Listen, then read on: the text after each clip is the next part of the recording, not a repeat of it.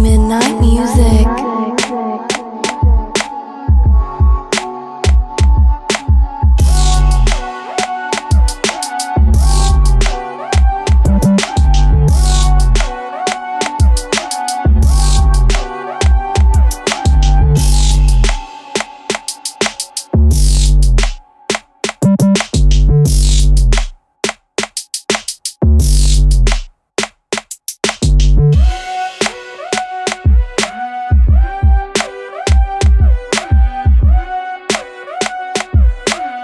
Midnight music.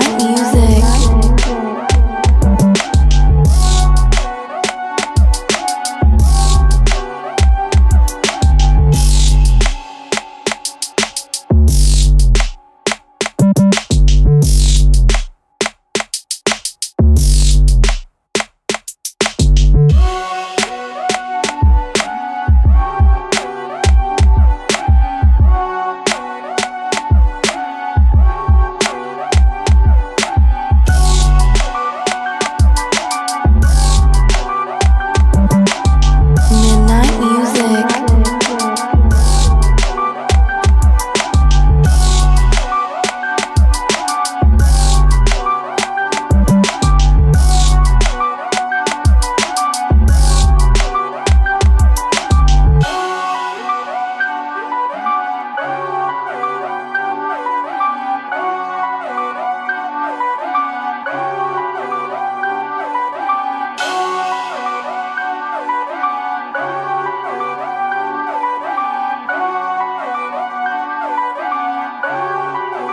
Midnight music.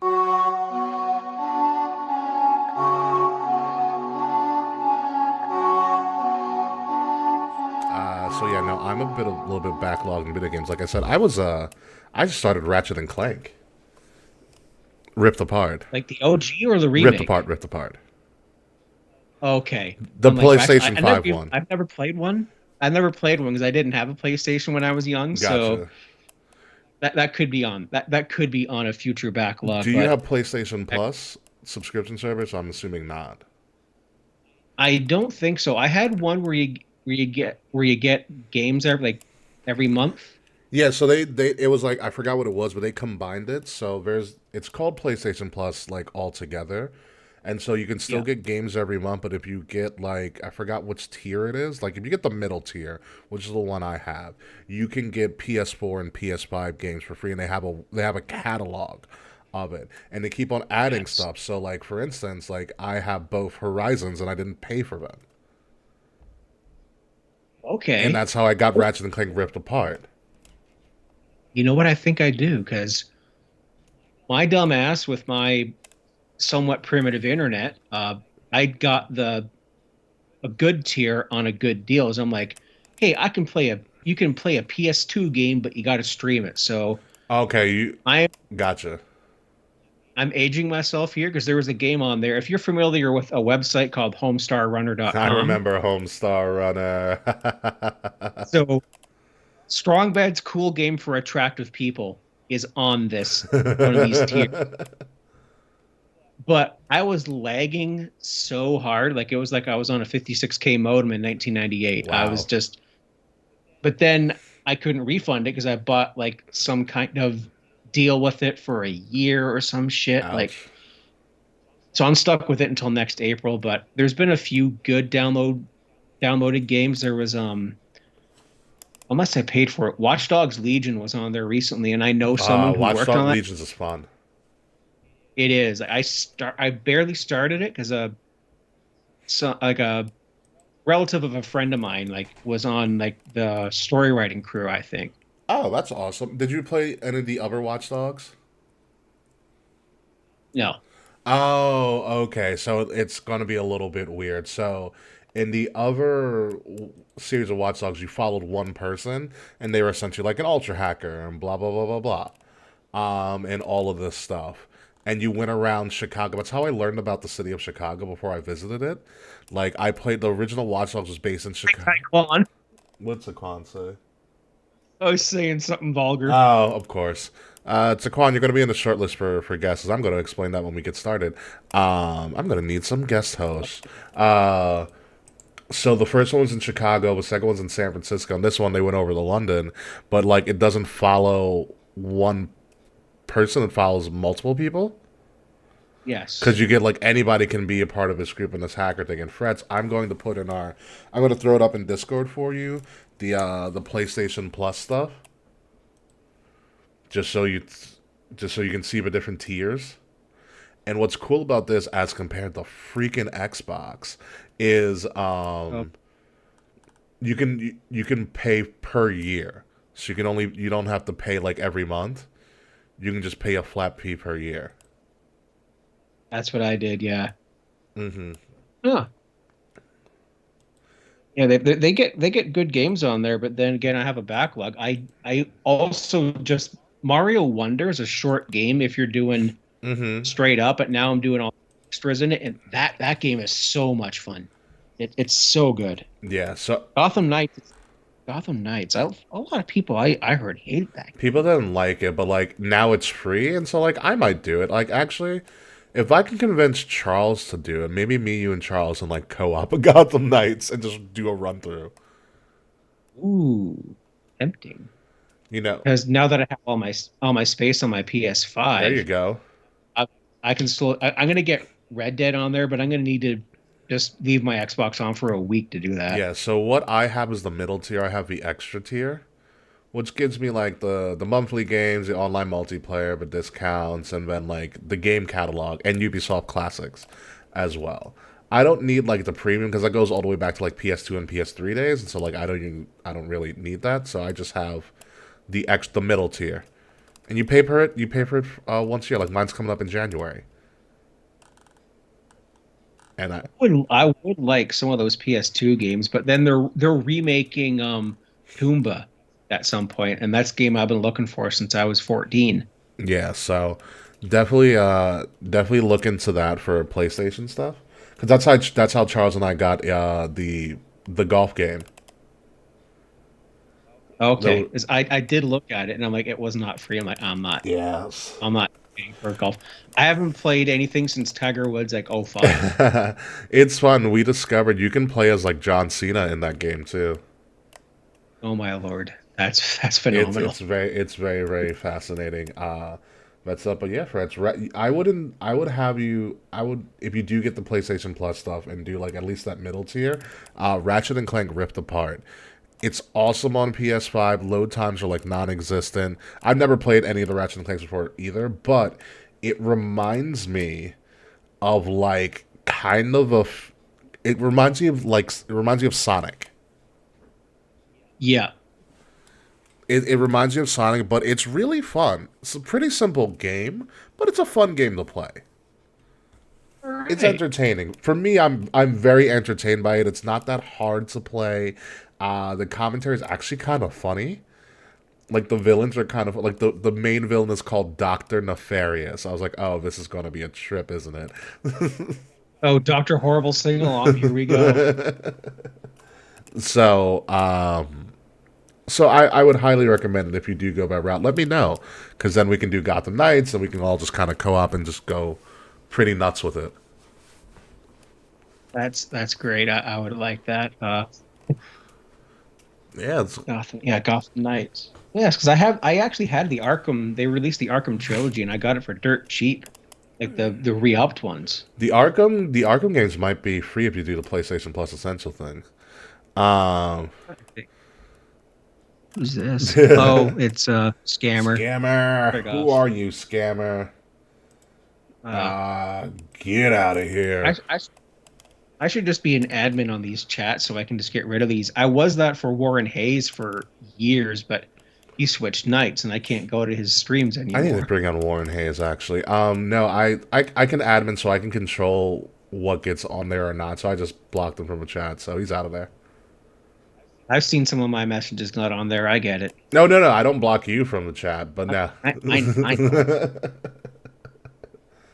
I mean, I haven't blocked Taquan yet, which is very surprising. What's going on? Taquan will get us demonetized. We need to get monetized first. Oh, that too. Nah. Yeah, we don't make Twitch partner numbers yet. I don't want to make Twitch. If we ever made, if we made the Don't level of do it. Twitch partnership, I wouldn't want to do it. Don't. Now I know enough people who've been it, and it's you get locked not in. that. I don't Yeah. want to be locked in. I want to kind of have the freedom to kind of maneuver and kind of do whatever we want to do, which is what we do right now. Yes. You know, Exactly. piped in audio and all. Oh, oh, we're not gonna go there. We No. don't have to call people out, do we? No, we're not. I found it funny. I was on our Instagram. And he put it on like their Instagram. It was like the first thing. He was still bitching about piped in audio. And I will say this. If you are so concerned about audio of or anything or whatever, it's like I attribute it to the people who also complain about CGI in a movie. Like who complain all the yes. time. If you are so hyper focused on everything else, you're not paying attention. Like you're And wrestling's fun. Yeah. It's supposed to be fun. Like, yeah, do they maybe they lower the mic or something? Because, I mean, come on, it's funny stuff. He's getting booed and yeah. drowning him out. It's funny. Yeah. Part of his gimmick. Exactly. Like enjoy the show. I'm just like if you're so hyper focused on other stuff, like you've lost the reason why you're watching in the first place. Exactly. Just everyone's a critic. Yeah, I'm like relax, guy. But whatever. I'm not gonna argue or talk about people who are totally insignificant in the grand scheme of things. And we will leave it at that. I just want to enjoy my Scotchy Scotch and talk some wrestling. Ooh, what type of scotch do you have? I forget. It's not a Glenfiddich. It's not Ooh, Lagavulin. Glenfiddich would be really nice. Glenfiddich is very nice. Lagavulin is my favorite, but it's $150 a bottle. I bet it is. I think it might be I forget what I have because I had my last one was Lafrogue. Okay. Yeah, it actually might be like a Glenfiddich, but like a different one, like a different age. Mhm. It's in a blue case. It's really nice. Nice. Oh, so Fretz, I do need to tell you this as I'm still on my Geek Out stuff. And I'm also initiating what is now going to be known for me as Avenger November. So I think I'm just going to watch a different Marvel movie like every day for the month of November. Okay. Yeah, I got it. So I like to watch reaction videos on YouTube sometimes, or a lot of the time recently. Yep. They're fun, and there's a lot of people who just react to Marvel movies, and there's a whole varied bunch of people who watch them. And I also find it funny that but a lot of people who become Marvel fans after like getting halfway through, like I'm addicted. I'm like, welcome, you're late. But this YouTuber that I follow, whose true name is Jacqueline Helmers, Reacts with Jax. She just got to Infinity War. Oh, you poor soul. Yeah, she was not happy. It's in part one of Infinity War. And so she also does a bunch of other movies and stuff too, but she's like, everybody who liked my Infinity War reaction so much is like, I'm just going to institute Avenger November. And I was like, I'm going to do that too and just watch different Avenger movies or different Marvel products every day of November. And I'm literally like, Iron Man's on the TV right now. So far, so good. OG Iron Man? OG Iron Man. OG Iron Man, that's It's fun. part of a triple feature Yeah. on FX right now, but it's still good.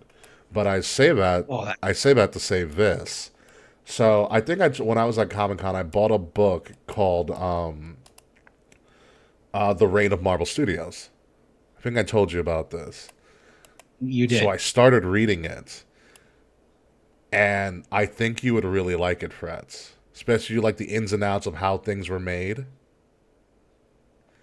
It's really good. It goes all the way back to the '90s with Marvel. Okay, so are we doing like some of their movies or even their cartoon properties, Mm-hmm. X-Men being in Do you particular, know? which is 30 years ago this Do year? you know why X-Men and them were made? I think I've heard this, but you're gonna have to just remind me. So Marvel went bankrupt in the early '90s. Yes. This is everything that I've read thus far. I'm like 100 pages in, and I started like Sunday night. By the way, that's how like very into this I am at the moment. It's also a simple enough read. Um, so Marvel went bankrupt, and long story short, they were bought out by a toy company. Yeah. It was called Toy Okay. Biz, and so the essentially the brain trust that be of a toy company, their motto with Marvel, because Marvel had a lot of debt to pay off, they were like, we will license out our superheroes, which is a bunch of them. For instance, Iron Man was licensed to New Line Cinema for like 8 years before it got back to Marvel, before they made their first movie. And because New Line Cinema had the rights to an Iron Man movie that was never made.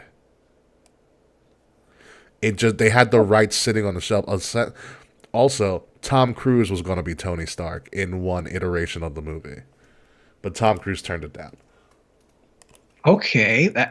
That's interesting. That is actually very interesting. So it gets even better. All right, so with the company Toy Biz, they would license out their properties to different publishers and stuff, and be like, you can get the revenue from that, but we want to get all the revenues of the toys.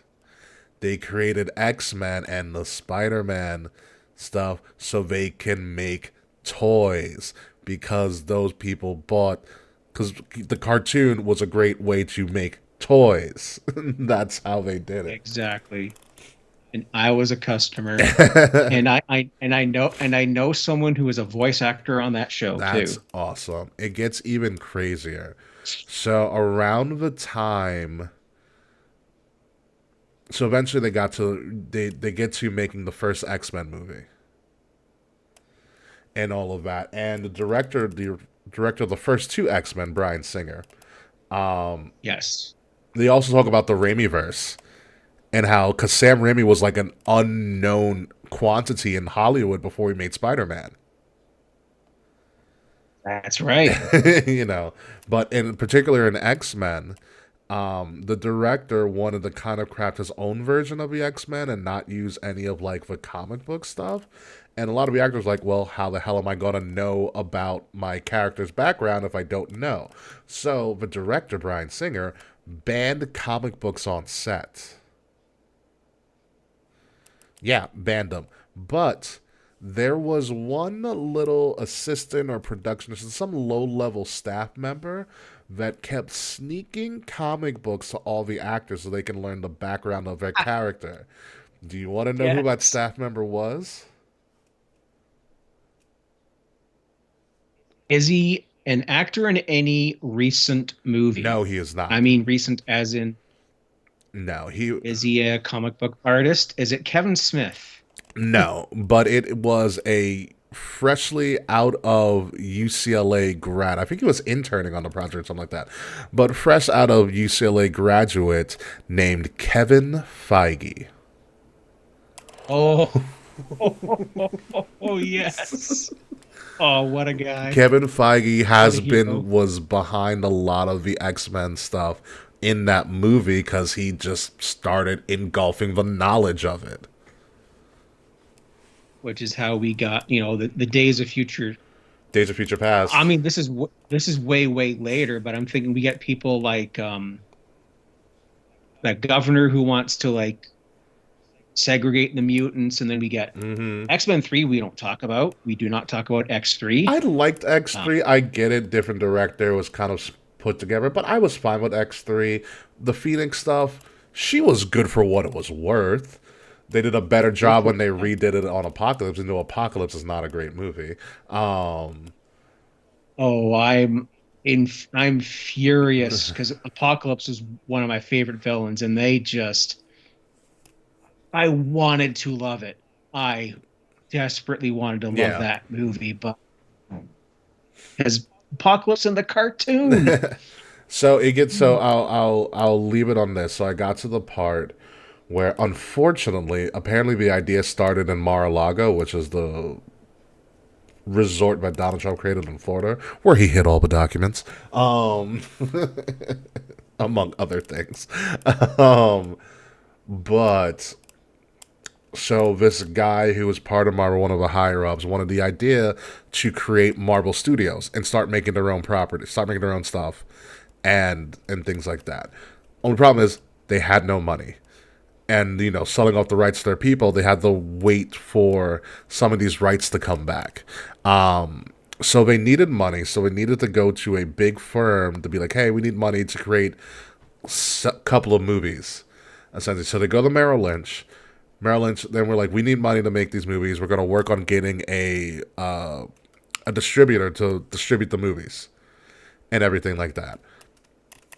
And so they put up a bunch of the rights of some of their characters as collateral. Some of those characters being Cloak and Dagger, which is a pretty good series, a television show. Black Panther, Doctor Strange was up for collateral for this loan. And a couple of other characters as well. So Merrill Lynch says, we will give you $525 million as a loan, and you have to make 4 movies to get the money back, to give the money back. So they got to make over $525 million gross to pay them off. And so the deal's almost in place. All of a sudden, last second, Merrill Lynch is like, wait a second, actually, we want you to come up with a third of that money before we give you the rest. So here's the thing. So what ended up happening was, as part of that original deal, Merrill Lynch or whatever, they waived their rights to the American revenue from the movies. And they would have to, and they were just going to make the revenue off of the foreign box office. Said to do a pre-sale and stuff. So what ended up happening was they negotiated with Merrill Lynch and said, we will try in good faith to make a third of the money. We will make a good faith attempt to get a third of the money, which leaves them off the hook for if they don't make it. Well, in a good faith attempt, but if we don't make it, you're still going to give us the rest of the money. And Merrill Lynch is like, okay, deal. So they got the money. Then they needed a distributor to distribute it. And it was Paramount Pictures. Because if you look at the original Marvel Cinematic Universe movies, it's Paramount on there. It's not anybody else. So Paramount says, we will distribute 6 movies for you. And those 6 movies became Phase 1 of the MCU. Iron Man, Hulk, Iron Man 2, Thor, Captain America, Avengers. All Paramount distribution. All right. And almost on Iron Man alone, they almost made all of their money back. I was just gonna say it took one movie. I saw Captain America and Avengers both on opening night, and yeah, they would have made it. Like my friend dressed up as Fury. That's awesome.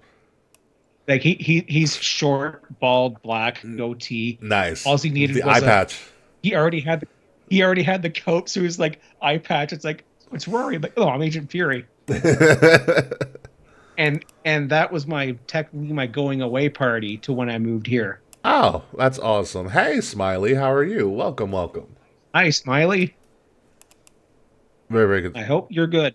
Yes, I hope you are too. We are going to get started in just a moment with no, obviously, background audio because that'll be put on in post, aka when I get off this and do all of this. Midnight music. All of, That'll help you yeah, out. right?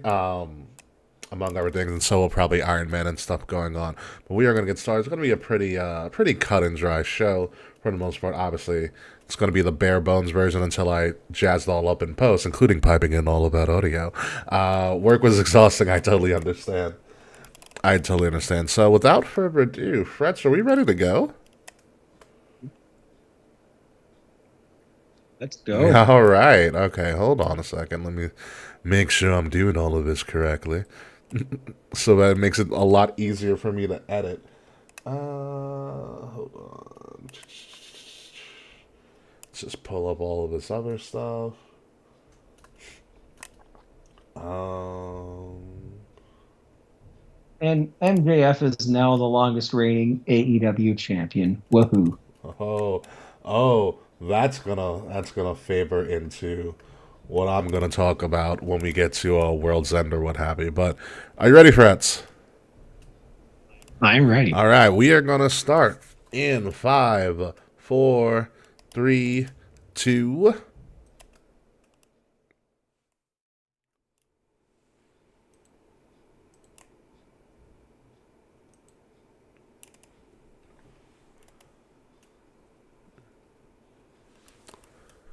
Coming up this week on Kings of the Rings podcast, King Rickie and Mr. Fretz preview this weekend's Crown Jewel event as well as some other things going on in the world of wrestling within the past couple of weeks, like Sting's announcing his retirement. Hopefully it's real this time. A review of NXT Halloween Havoc. Fantastic, if you ask me myself.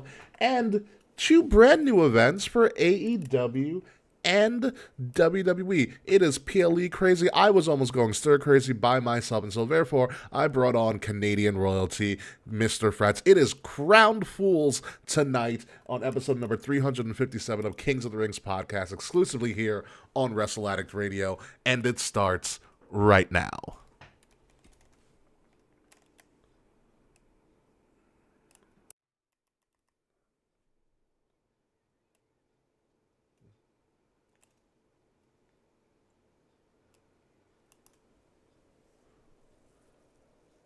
Well, hello, everybody. How are you? It's me. It's King Rickie. Welcome again, and welcome back to Kings of the Rings podcast, episode number 357, Crowned Fools. As you guys know, the last time that we were here, I was all by myself, and quite frankly, it was getting really lonely by myself. Although I enjoy my solitude, but I was teetering between solitude and loneliness. But let's be clear, folks, I am lonely no more. I went all the way up to the north, but unfortunately, the only thing I brought back was the cold-ass freaking weather. But I went all the way up north and found a great Canadian treasure known as the one, the only, Mr. Fretz. Fretz, how are you doing, sir? On this fine, snowy November evening, I am doing just fine, my good friend. Thanks for bringing me back on. It's cold, but the scotch is keeping me warm right now. How are you doing? I'm doing quite well, Mr. Fretz. I'm doing quite well. We got a lot of wrestling to talk about.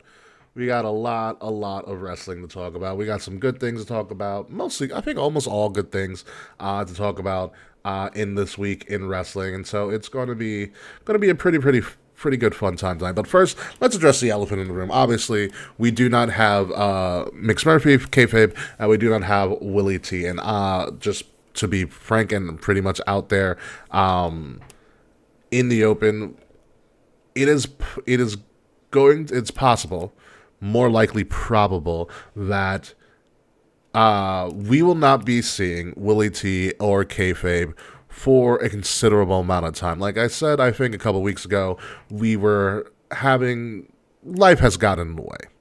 You know, kayfabe has a pretty non-traditional work week.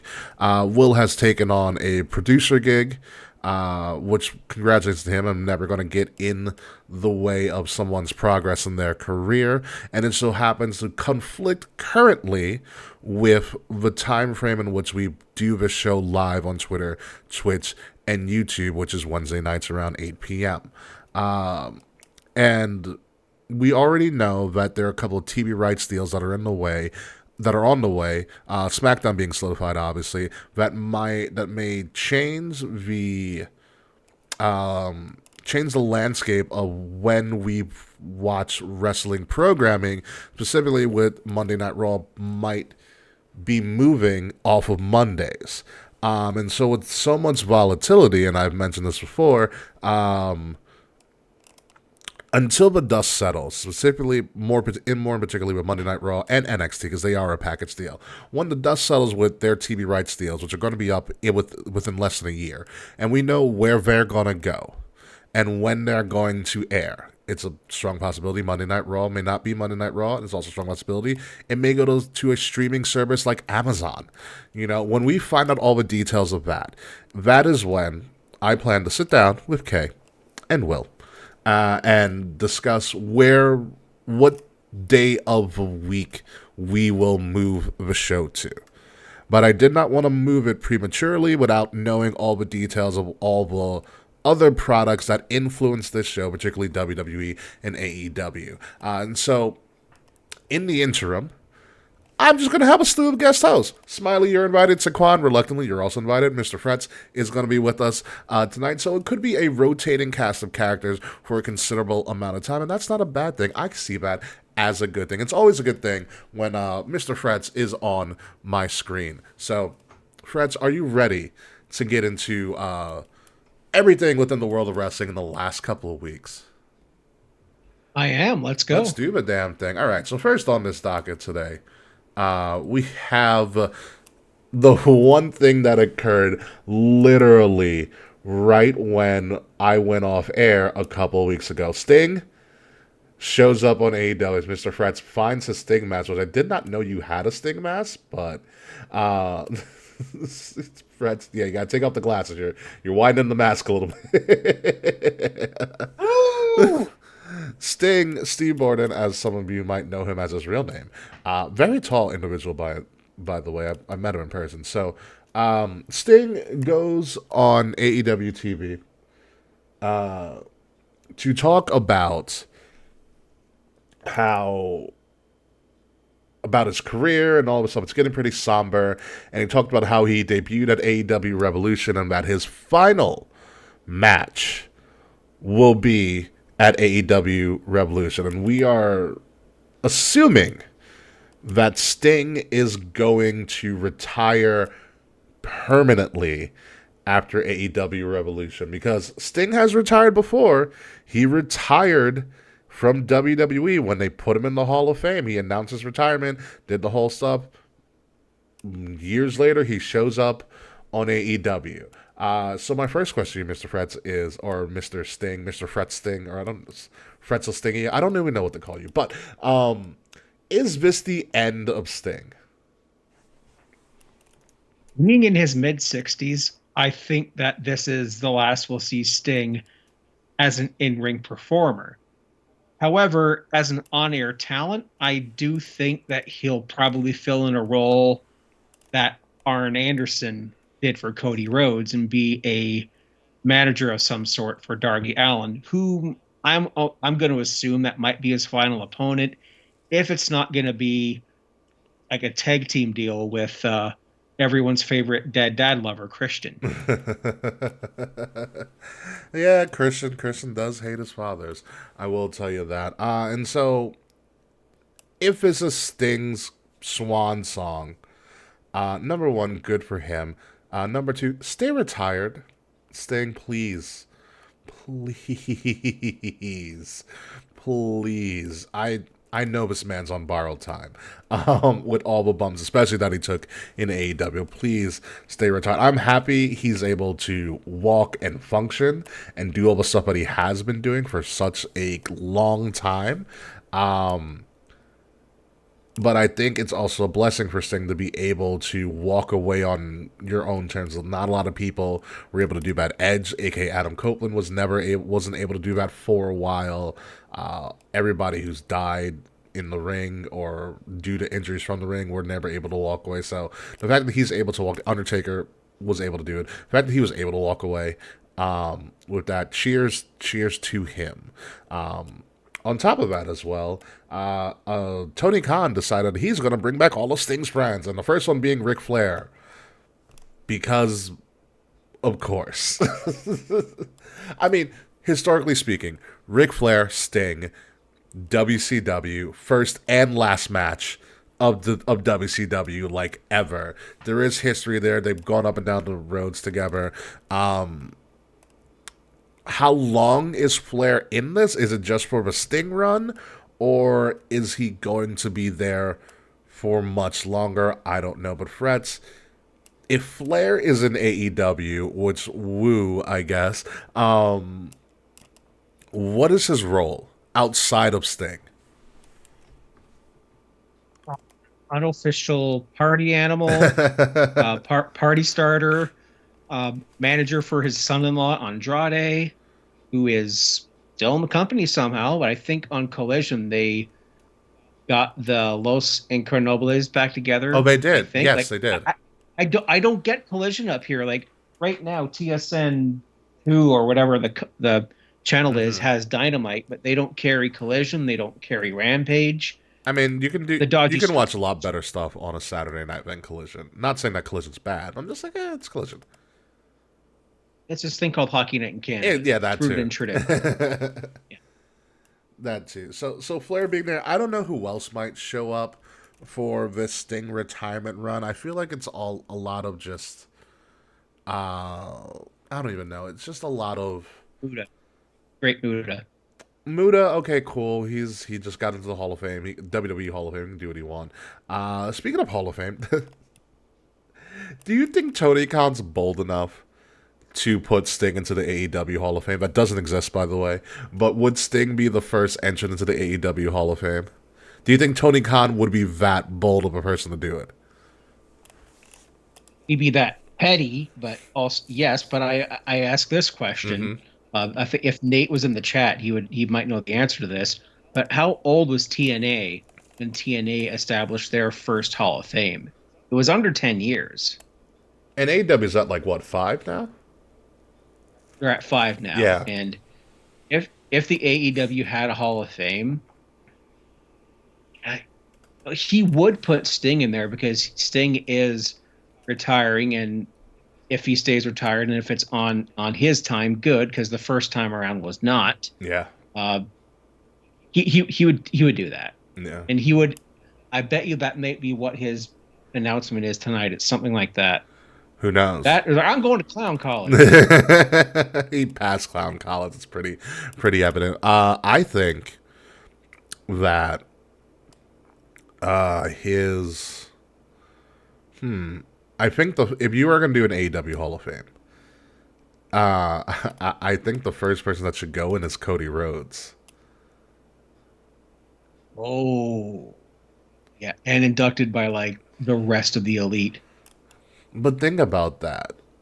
Nobody has had a bigger influence on the world of wrestling, especially the development of AEW, than Cody Rhodes. You know, also, I don't know if anybody in AEW notices, which they do, Cody's like one of the biggest stars in wrestling. So the fact that you have, from a business and marketing standpoint, putting in somebody who's over like Rover, just generally speaking, and being like, oh, he became a name through us, makes your product look that more, gives your product that more credibility. Yeah, exactly. I think it would be funny if they put him in the Hall of Fame, I think. It would be a little. From a perspective, especially if he was like the WWE Universal Champion. Yeah, no, I do agree with that. There's no guarantee that Cody would show up to his own induction of the Hall of Fame or whatever WWE would let him, which I think they might these days. Because it's publicity nonetheless. But I think if anybody goes in the AEW Hall of Fame first, I think it's Cody. I don't think it's Sting. To me, Cody makes the most sense outside of Kenny and the Bucks. I think Cody makes the most sense. Just from an impact standpoint, no pun intended. He kind of built up the company. Basically, it's on a bet with it had to be one of the idiots, It was Meltzer Meltzer. or somebody like that. Excuse me. It's always It was Meltzer. FDM, by the Yeah, way. seriously, it was Meltzer. So yeah, but anywho, Sting is going to retire. So enjoy the Stinger as much as you can. Like I said, hopefully this all goes smoothly and it doesn't have to, be cut short. But he's calling this shot. His final match, AEW Revolution, going to be the first pay-per-view of 2024 for AEW. Right after the final pay-per-view for AEW, a brand new pay-per-view for AEW called World's End, emanating from Long Island, New York, at the Nassau Veterans Memorial Coliseum, not UBS Arena, which I find very interesting in and of itself. The original home of the New York Islanders, a venue that was downsized by about 4,000, 5,000 seats compared to the current UBS Arena where the Islanders resided. Well, also the Nassau Memorial Coliseum, one of the 3 locations of WrestleMania 2,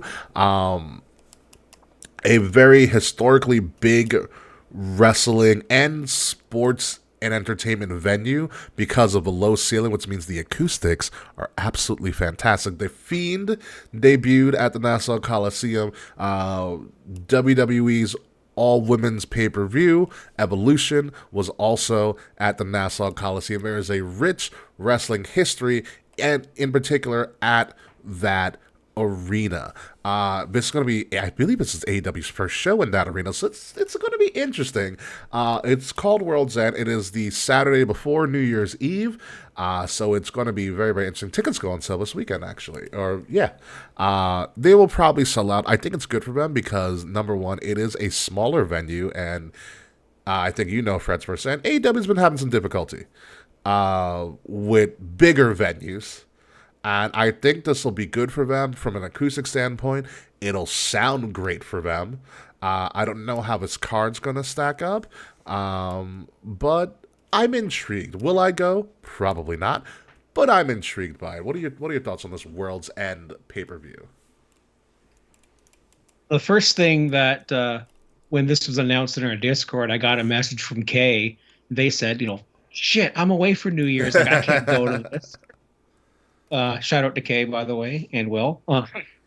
Yeah, I think it's a good thing. It's, there's all these rumored innuendos about AEW is going to have a PLE pay-per-view every month, pending on their streaming deal that is upcoming or quite possibly already in the wraps with HBO Max. And if that's the deal, it's part of the package like the network.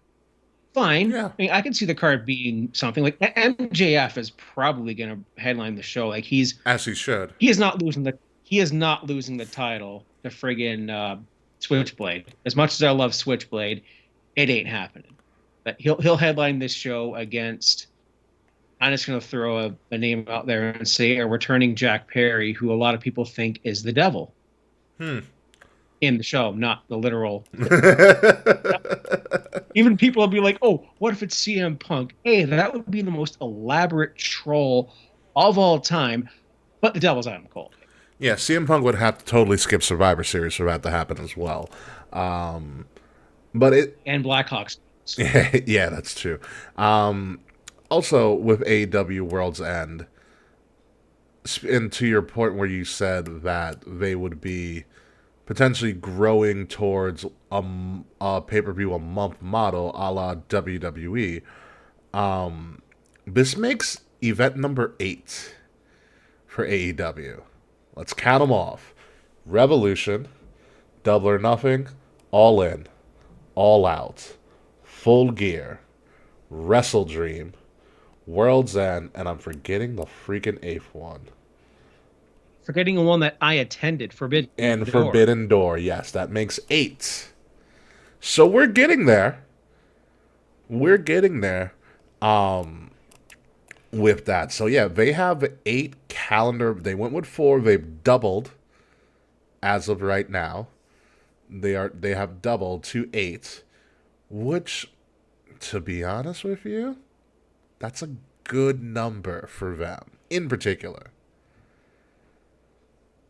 My only issue with them is that what is your WrestleMania, which is All In. I believe All In's their WrestleMania. I think, yeah, because that's the one that's always in Chicago or Wembley now. next year they're going Wembley. Yeah, next year they're going back to Wembley. And what's literally the week after that? All Out. Just no. You mean after Berlin? Yes, thank you. You know this.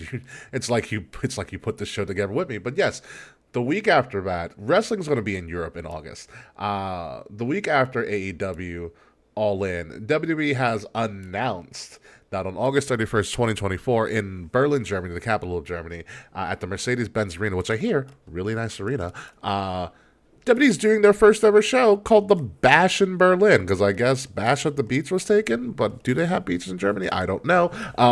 Bash in Berlin, another international premium live event. This is assuming this is going to be after SummerSlam, which in the last couple of years has been earlier on in the year.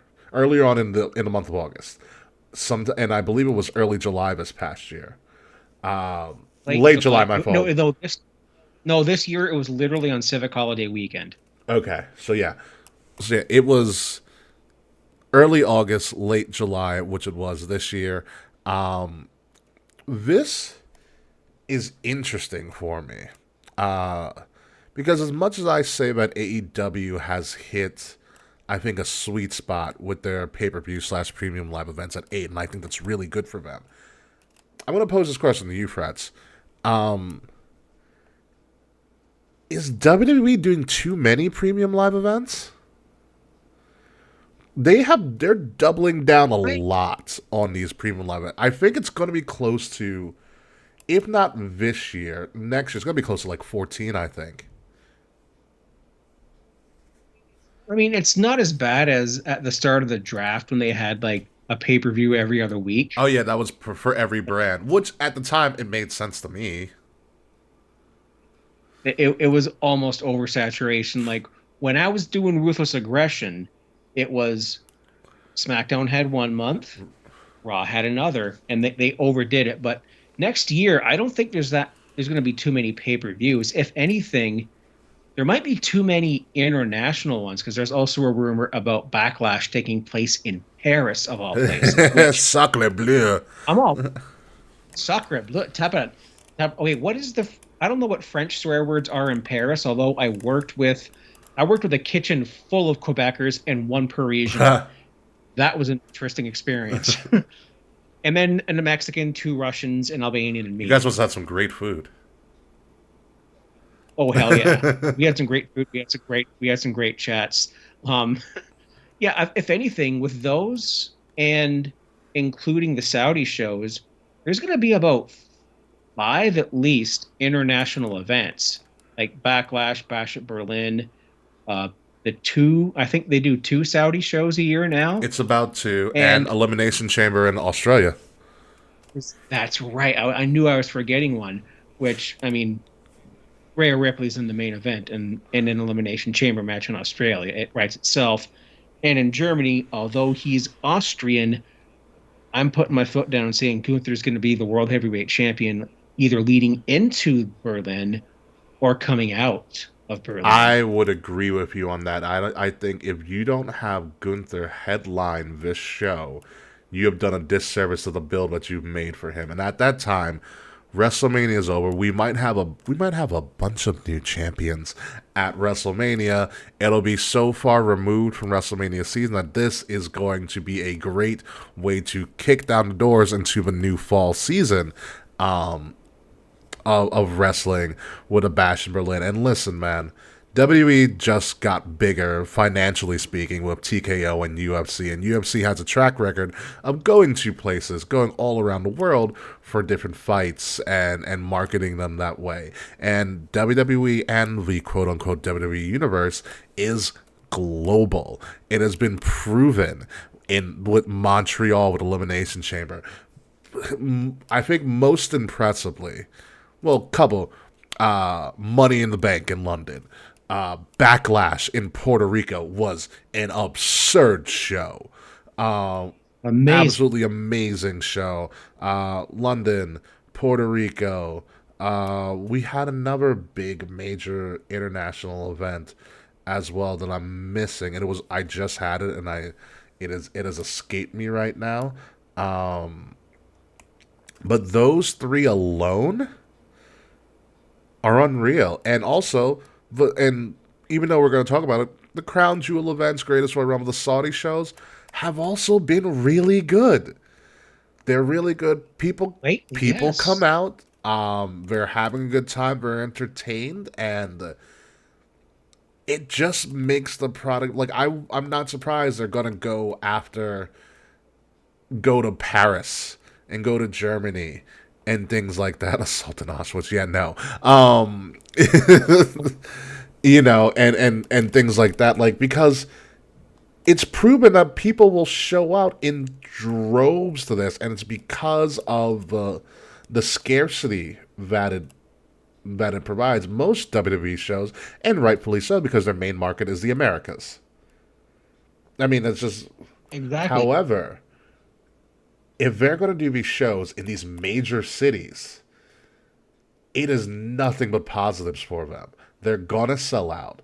They're going to show up. I know even when we were talking about, All In and stuff, and I reading some of the stuff that people were so excited for is because for a lot of the overseas fans, and I've met them who come to the States for WrestleMania, and they're fantastic people, all of them. They're probably more dedicated than anybody in the Americas, Canada included. No offense, Fred. These people are waking up at like their time, midnight, 1 a.m., 2 a.m., 3 a.m. to watch stuff live that we take for granted that we can watch at like 8 p.m. Eastern time here. So if they get this one shot, this one opportunity to go and see their performance on their time, so they don't have to lose sleep, and they can enjoy themselves the way we traditionally enjoy ourselves, more power to them. Have freaking fun.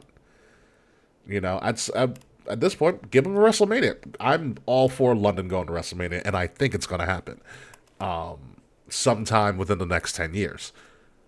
So I'm all for this. I just wonder if WWE's overdoing it and loading it up. However, if these are like one-off specials, then I think we're going to be good. I think so. I could see some. Oh, I'm sorry. Go ahead. I'm done. No, I was gonna say I could see some of these being like your network specials, much like the Beast in Japan. What was that Beast in Japan Beast one in the East, with when Finn won? When Finn won, and it had like a random. It was a random Brock Lesnar match in Japan. New Day versus Brock Lesnar, and Brock Lesnar beat all three of them in like 2 minutes. Oh, well, that's right. Oh, a precursor for something that came about 3 years after that.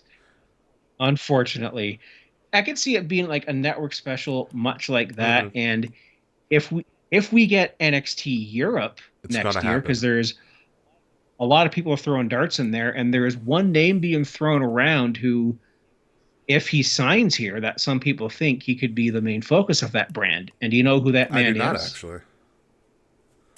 Will Ospreay. Oh, yes, I did hear about this.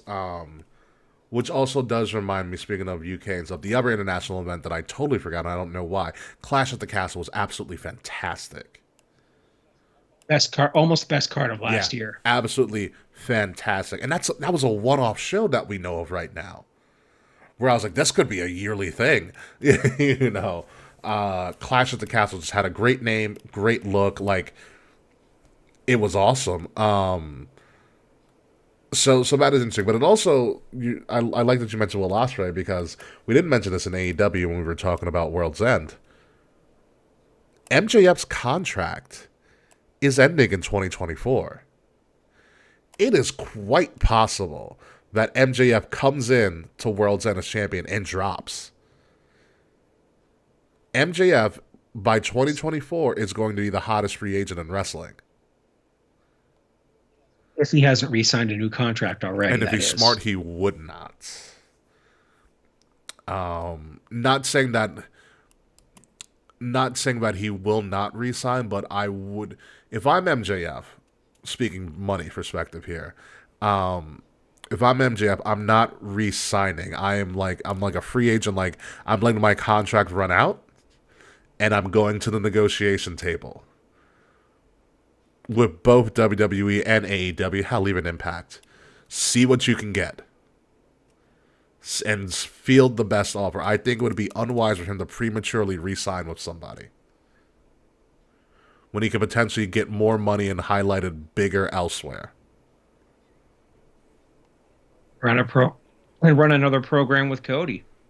Honestly, all right. I'm going to fantasy this right now. Let's just say, before we move on to Crown Jewel, because I know we're getting a little bit long into here, but let's say MJF signs with WWE, and let's say Cody beats Roman, which should happen, in Philly, because I think like the stars are aligned for it. Like this that has to be it. What a better opponent than MJF debuting the next night to ruin Cody's celebration. What a better kickstart. And that night of all nights, the Raw after Mania, you give MJF a very long leash on what he can say and what he cannot say. For that one night, because you need to drill in an Impact. Obviously, he can't curse. He can't cross some lines that he's crossed in AEW, traditionally speaking. But you give him a long leash to kind of unload a little bit, because MJF is, I think, the most effective when he's on the mic and emotional. He has a very Kevin Owens-like cadence to him. He's a little bit louder than KO, but he's very Kevin Owens in the way that he puts a story together and puts his emotion into it. That would be the ultimate Raw after WrestleMania. And for the love of God, make him heel. Absolutely. No, Cody would be a face, make him heel. Not his babyface. Yeah. His babyface run's not good. I'm going to say it. It's weird. It's bromantic, and it's too bromantic. But I think him showing up Raw after Mania, if Cody wins, I think that's the best way to book him if he resigns. If he signs with WWE. Who knows? But that's all speculation. What's not speculation anymore is Halloween Havoc, was for the last 2 weeks in NXT. And I will tell you this right now. If you're not watching NXT now, you should. NXT, for all of the shortcomings of the 2.0 version and all of the back and forth and no one knew what was going on and a lot of colors, there's so many colors, and then Michael Hickenbottom, a.k.a. Shawn Michaels, took over for NXT. Shawn Michaels has righted the ship of NXT. I totally believe it. I've been watching it. They are very story-driven, which I find absolutely fantastic. There's always something interesting going on in NXT. Halloween Havoc was a great 2-week showcase, particularly of women talent. The first night of Halloween Havoc had 8 segments with just women. It was great to see, something that we haven't seen in WWE programming in a very long time. The match was fantastic. Ilya and Carmelo 2 was a fantastic... Ilya and Carmelo 3, my apologies. Fantastic match, yet again.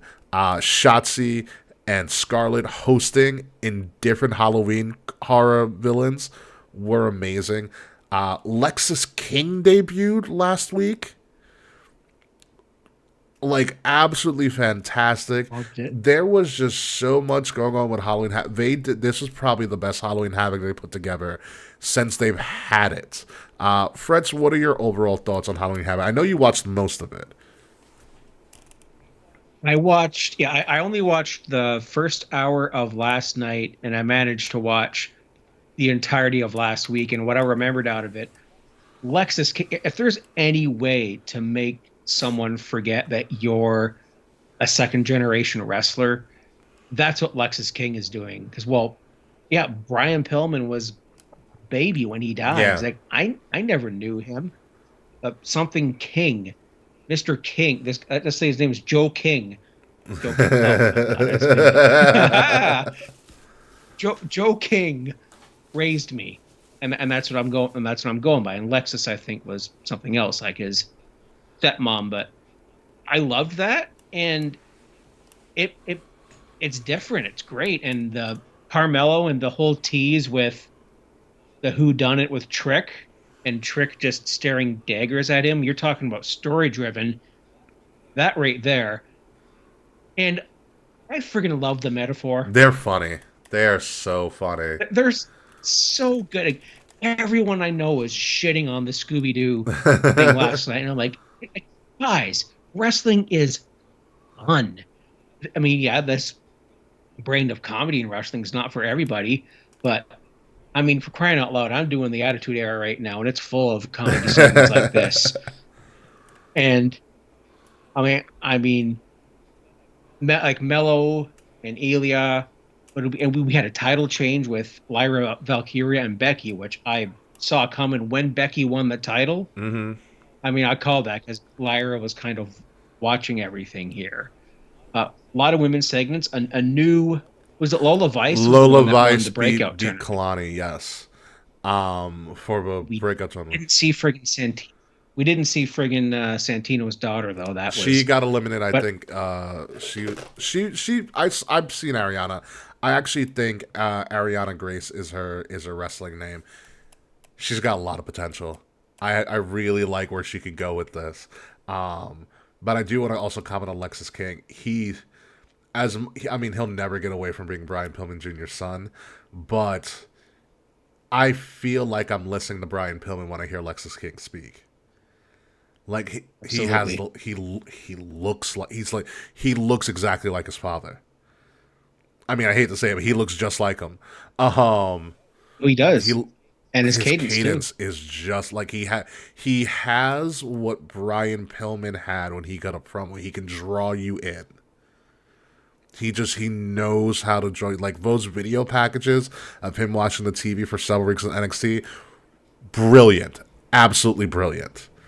Because by the time he showed up in the match, you knew who he was, you knew what he was all about. His character was built already. It was perfect. Perfect. And I'm interested to see how he carries himself afterwards. He's a very punk rock, old school 80s type hairdo looking guy. And he's different. He stands out in the world of NXT, who is full of characters. Full of characters. Lyra Valkyria, great match. You can tell Becky wanted her to do it really well. If you really watch that match, Becky is uncharacteristically vocal, calling the match, which she never does. Becky usually hides it a lot better, which just showed me Becky really wanted her to look good, no matter what. And Becky also wanted to, elevate a lot of women. Becky Lynch's reign as NXT champion was only 40 days. 40 He defended the title all the a time. whole bunch, Yeah, too. and I, as much as I do love that, I hope that title stays in NXT for right now, and they do something else with the women's division, on Raw and SmackDown. They do need a secondary title so you can highlight more women on there, but I don't think giving them the NXT title was the way to go about it. But Halloween Havoc, overall great. Shotzi and Scarlett should host every year. I don't care. They're The pinhead costume was yeah, she started as Pinhead. I was like, this is amazing. And then one of the I forget the name of the witch girls, but one of them was Maleficent. Mm-hmm. And Yeah, Chef's Kiss. Chef's Kiss kiss. to Shotzi. Shotzi is my queen of Halloween. Like, Shotzi all day, every day. Follower of the Kings of the Rings podcast, too, actually. Thank you, Shotzi, for that. So, Halloween Havoc, great. Check it out. It's 2 weeks of really, really good wrestling. Kudos to Shawn Michaels for putting together 2 great weeks of stuff. And watch Shotzi's haunting, like her and Scarlett do all this haunted house kind of Yes. stuff.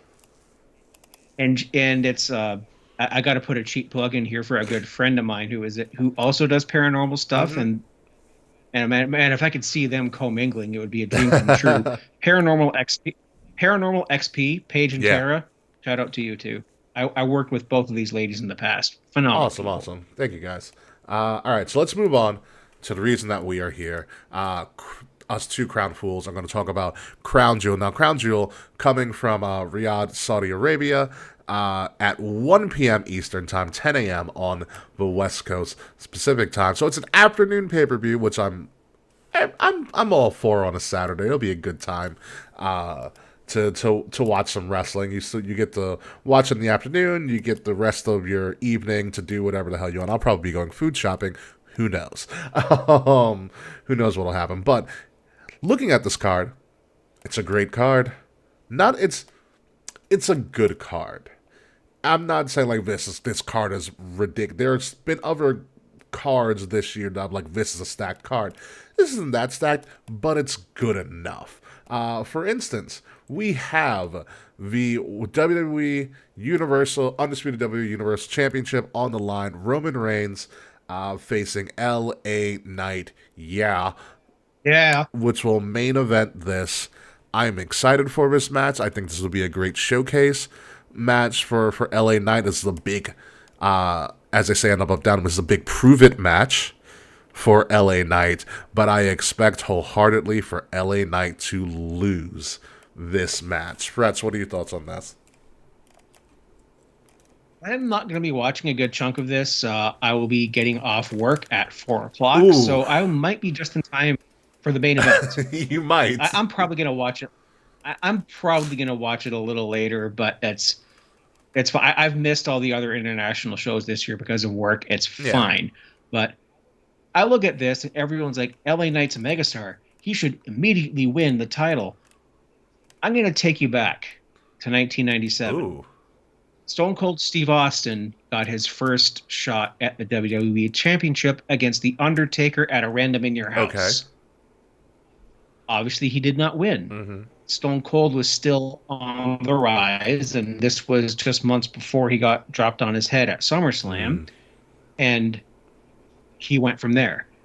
I can see this moment being for LA Knight where he comes this close to winning the championship to no avail, but I have a fantasy book about LA Knight and a certain title that we'll talk about at a later title match, but Roman Reigns is winning out right here. I believe we're going to see shenanigans from Solo Sikoa or God knows another Samoan that is out of MLW right now who is related to Roman. Yes, Mr. Fatu. We could...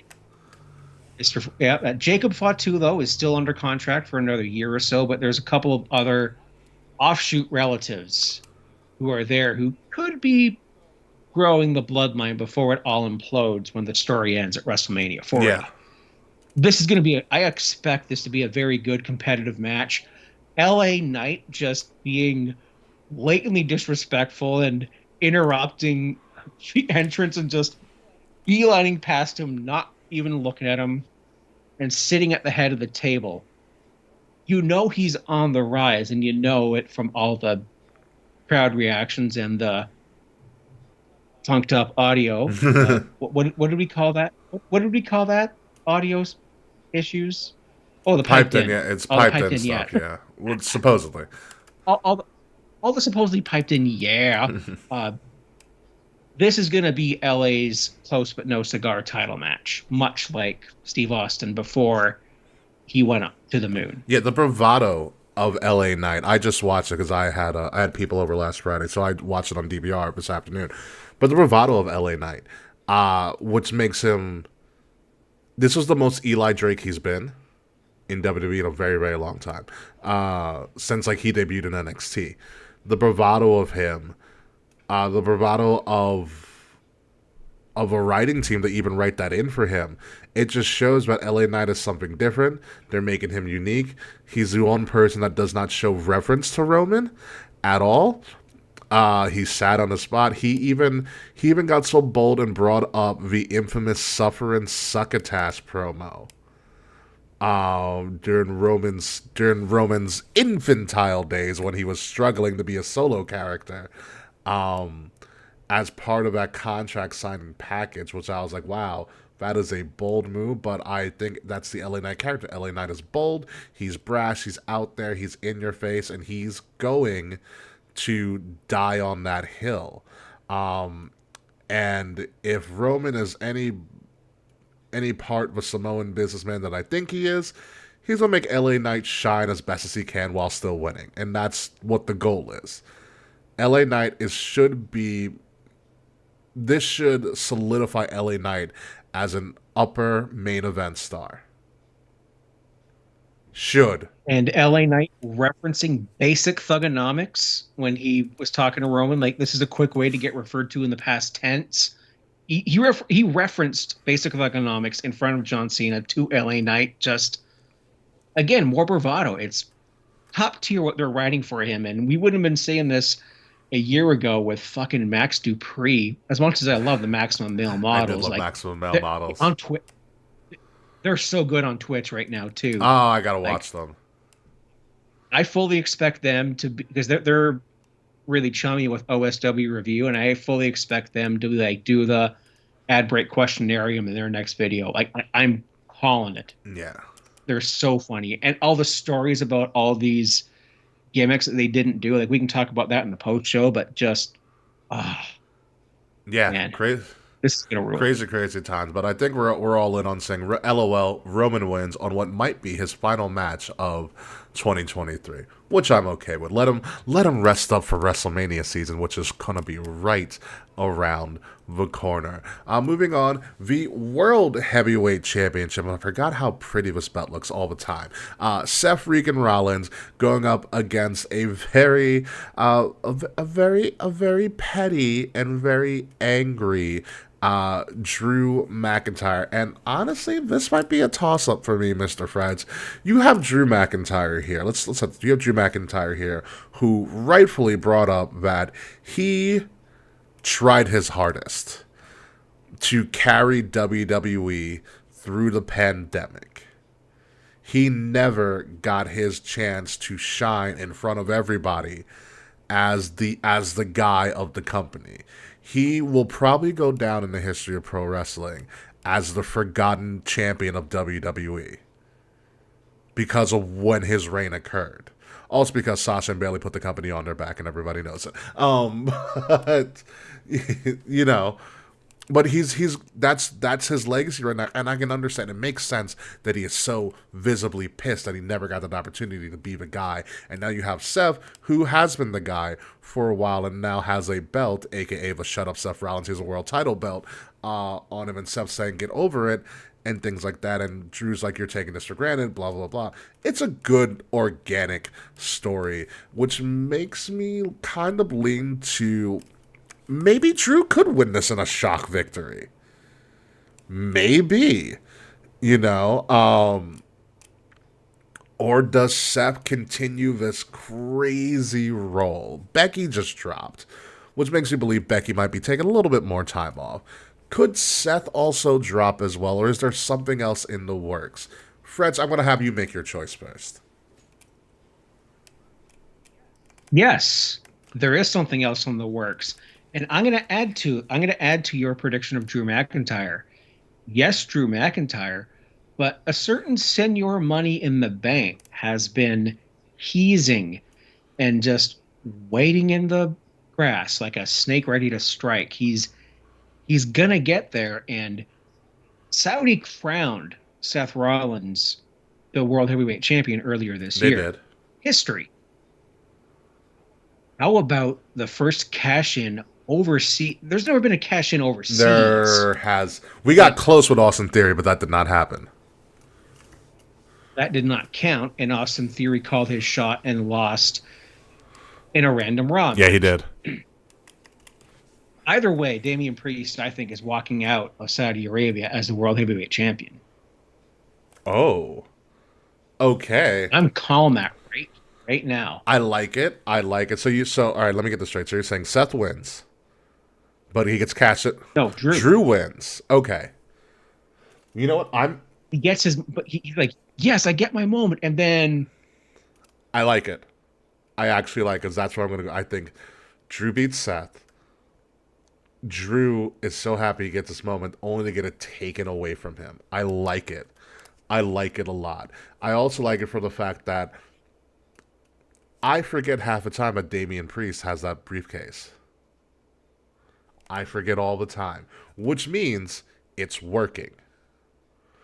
That's what it means. It means it's working. Who did it work for? Who did it work for like that in the past? Seth Rollins Mm-hmm. and Ziggler, arguably Ziggler too.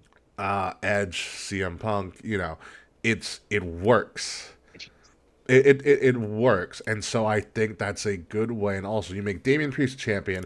They've been riding Judgment Day for a really, really long time, and I think you give Damian Priest a title. He gets a mini run as champion. I mean, Damian Priest winning would be. I would be really happy for the man formerly known as Punishment Martinez. We know what he's been through. We know all the stuff he's done. Cody called him out on Monday, saying 20 years and you're still like a sideshow, which is essentially what Cody called him. Like, you don't know how to take initiative, which I was like, wow. I was like, I don't know if that was scripted or if Cody's just like shooting from the hip there, because like that sounded really personal. It sounded really personal. So it would make sense that you give Damian Priest this mini run as world champion, satisfy a Money in the Bank cash because we haven't had a successful one for the men in like 2 years, and he runs it through Royal Rumble or something like that. Give him a 2-3 month reign, see what he does with it, and work from there. I'm all good. So all right. So we are officially we're synchronized here, Fretz. We're getting Drew wins, Damian Priest cashes in. I like it. And then Drew actually gets his moment at WrestleMania for real. Maybe. Before he drops the title to Gunther in Berlin. Let's go. 2024 is booked. Yeah, most of it is booked, yes.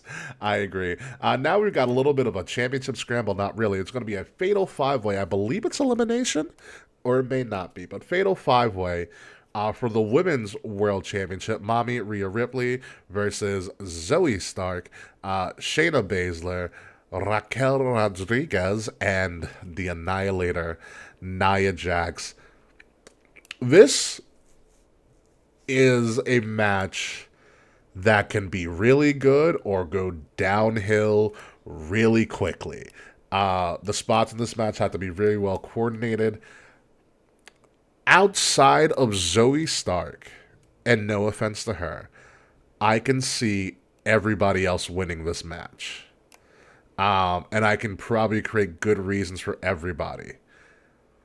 It's hard for me to bet against Rhea Ripley, and I'm not going to at this moment because, even though we're not mentioning this on the show, and I'm just remembering it now, Rhea Ripley was ranked number 1 in PWI's top 150 or 125 for women. And usually, when that comes out, that gives you a couple of more extra months with the world title. And I think that's what's going to be in play here. I'm interested more so to see how Zoe performs, how Raquel performs, and how Nia performs in Nia's biggest match since her return, and a big match for Raquel and Zoe on this big of a kind of a stage. With Zoe kind of started getting her meteoric rise with Trish at the last Saudi show as well. But everything aside, Rhea's leaving Crown Jewel with this belt. 100%. And speaking of PWI rankings and titles, do you know who was ranked 500 in the PWI 500? Wasn't that Andre Chase? And he just won the tag team championship. Which was about time. Good for Andre Chase in that. He has put in a lot of work. Chase, I was rooting so hard. I was so happy when Chase U won. I almost bought a shirt. He was really happy too. But what do you expect from this match, Mr. Fretz, this fatal 5-way? I hope it's good. Like, a lot of people shit on Nia Jax, but I think that she is slightly improving in the ring. Like, she's had coaching, she's had the right people, she's trained better. She drops. She hope it's looks just better. one Like physically, she looks like she's in better shape. looks better too, Yeah. and I don't think it's elimination. So if it's not an elimination match, it might be a bit of a clusterfuck. But it's because there's 5 people, 6 people on the ring if you count the Yeah. referee, and it can get a little crowded in there. There's no way Ray is losing this title. Yeah. Like I don't think we could see a short run from someone like. Okay, just for the internet reaction, I want to see Nia Jax walk out with the title just because it would be I mean, I chaotic, do too. and I would. Twitter would burn. Like it would be I so would do funny. like a Nia Jax memorial episode. Bring me on. Like remember me when we in. did remember like one of our first streams we did Miz Appreciation Night? That was so funny. I would do that again. It would be called like Jacked Up for Nia or something like Yeah. yeah, Jacked Up for Nia. It would be a Nia Jax tribute show. I thought about this when you were talking about this match as well. When WWE first partnered with the country of Saudi Arabia to put on these shows, there was a lot of scrutiny from some of our hosts, not myself, about the addition or lack thereof of women, and even when they were allowed to be on the show, some of their dress and stuff, and that stuff is kind of like very calmed down. I mean, they still are very covered in a sense, but I think it's something to be said about these continuous relations that WWE has had as being an American product with the country of Saudi Arabia and the progression that they have shown with allowing more women to be a part of the show. Like remember we had like a false count anywhere match with Bayley and Bianca. Renee Young was the first ever female announcer in Saudi Arabia. We had the Lacey Evans and Natty match was the big beginnings of it, and now we're having a 5-women match on this card in Saudi Arabia. I think that's great. I think that's great all around. Yeah, it's huge. It's huge. And I that as well I think is a lot of added pressure for these women, but I think most of them will live up to that moment. And I think they all understand the magnitude of that on them. So I'm hoping for the best for this, and I think Rhea still comes out of here as champion. So, moving on. Speaking of women and Bianca Belair, Bianca and Io are going for the WWE Undisputed Women's Championship. Bianca Belair returning after being away for a couple of months, and rightfully so, going up against the Genius of the Sky. Io with Damage Control not far behind. As much as I love Bianca, and I know, and people close to me also love Bianca as well, I think Damage Control really starts to show more damage because they screwed Charlotte out of winning, and I think a win for Io, and I'm going with Io as my official pick. A win for Io does more than a win for Bianca. I think Bianca is a made woman, and I think Bianca. I think there's several matches for Bianca that don't involve the title leading into WrestleMania season where Bianca will still be a marquee highlighted match, potentially. And I don't think she needs this title right now at the moment. I understand the need for it because obviously Io cashed in and beat her and all of that stuff. But I think Bianca doesn't need this title right now, and I think Io still runs with this title for a little bit longer.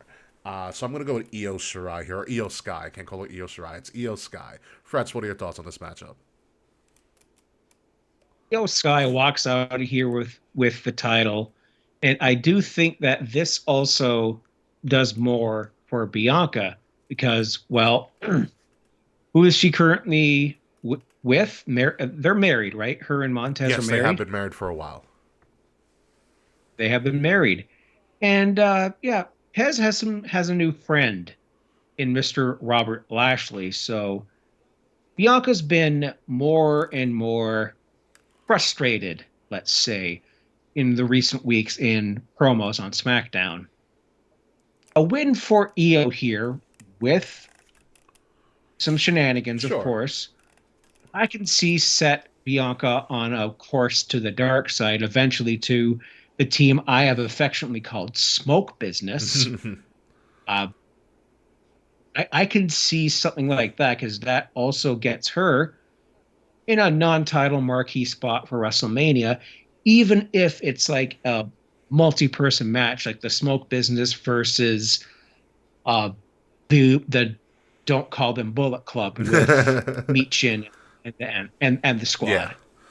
No, I like it, and I think, like I said, imagine 1 week beating Charlotte and 2 weeks later being Bianca for the title. It's a great resume for EO to build. I like Bianca potentially going to Lashley and Street Profits group, potentially as the heater of the group as well, which again would be fantastic.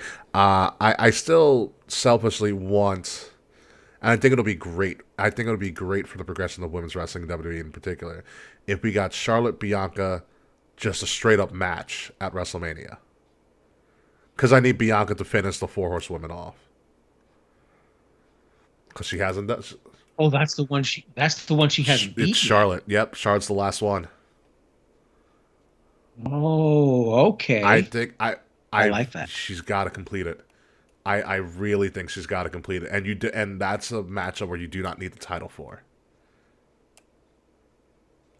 That story writes The story itself. writes itself. Yeah, it's very easy. So yeah, EO, we're pretty synced up here. EO Sky comes out of Crown Jewel with this, and the worst kept secret. John Cena's wrestling, ladies and gentlemen.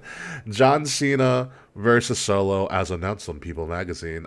John Cena cut a very interesting promo on SmackDown, kind of hinting at the end of his run, and only to be sidelined, or not sidelined, only to be interrupted by Paul Heyman, who actually, and I never know where Paul's going with this promo, but that felt like a half shoot by Paul to Cena. And Paul also solidifies himself as the greatest manager, potentially top 5 greatest booker of all time, because who was in charge of SmackDown when John Cena started rising? Paul Heyman. Like, Paul Heyman is the mastermind behind pro wrestling. He is the underboss that doesn't give enough credit for what he has pulled. And Paul Heyman is the one that saw it and that helped to cultivate it. Obviously, Cena had his ups and downs, but Paul Heyman saw something, and Paul Heyman's proud of what John Cena has in common. And the line that struck me with Paul is that he said, "I raised my kids to be more like you than like me," and I was like, "Wow, that was a big one." Yeah. And then he was like, "You could have had it all, and then you decided to go against the bloodline." I was like, you got me again, Paul." It's hard for me to go against John Cena, especially in Crown Jewel and in Saudi Arabia. This is another thing where John Cena is going to try to make Solo look as best as possible, and Solo might take a loss here. Put it this way, I think Cena's winning. I would be shocked if Solo beats Cena. But if Solo does beat Cena, it shows you how generous John Cena is. Initially, when this match was announced, I had Solo in the pocket. I had him winning. Until John Cena started bringing up the fact that it's been this many days since he won a match, like a TV one-on-one match, because him and LA Knight beat the Bloodline at whatever the last Fastlane. What was that last? Fastlane. Thank you. But LA Knight had the pin in that match. Mm-hmm. John Cena still won. He hasn't won a one-on-one match since, was it 20? Some of 2019, that something Theory like beat him at that. WrestleMania this year. Yeah, shit match, by the way. That was abysmal. Um, uh, I have Cena winning here. He is going to give Solo a good showing. I thought this was a WrestleMania 40 match that we were going to build to. Let's just say if the writer's strike went on or off, and you long build this one. Yeah. But I'm switching to Cena's going to get that win. But he's going to make Solo look like $1,000,000, much like he did with Umaga at Rumble '07. I see it coming off kind of the same way. I mean, Solo does have a lot of the Umaga characteristics, and I think one of the things John really does relish is working with younger talent and helping them out. All the stories that came from his appearance on NXT about how much time he spent with all of them is just a sign of just how much of a good person he is. And character aside, John Cena's a great guy, and I think he's going to make Solo shine. And there's probably no one else that the Samoan dynasty and wrestling in general trust with a younger talent than John Cena, especially now. Younger John Cena, not so much. This version of John Cena, I think he'll be fine. But Cena wins because, the crowd's got to be happy about something. Because LA Knight's not winning. But Cena wins. It's good. This might start the show. To be honest with you, this might start the show. What's not going to start the show will be this match. The Maverick himself, who has really upped his douchebag level, Logan Paul,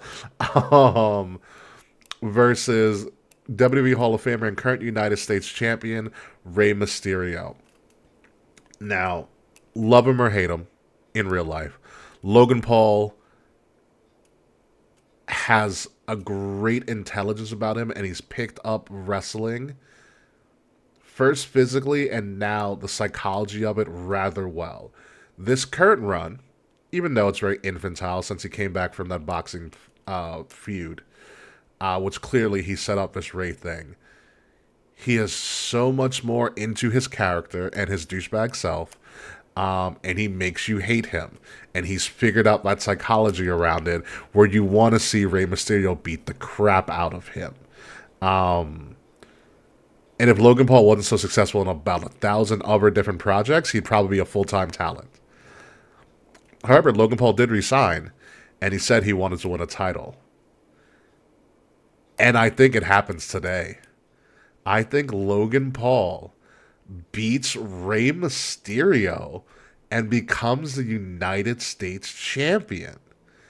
I think that's the heat you want, and what a better resume builder for future Hall of Fame consideration than I beat Rey Mysterio for the United States Championship. Remember, Logan Paul main evented with Roman Reigns a little over a year ago for the title, for the undisputed WWE Universal Championship.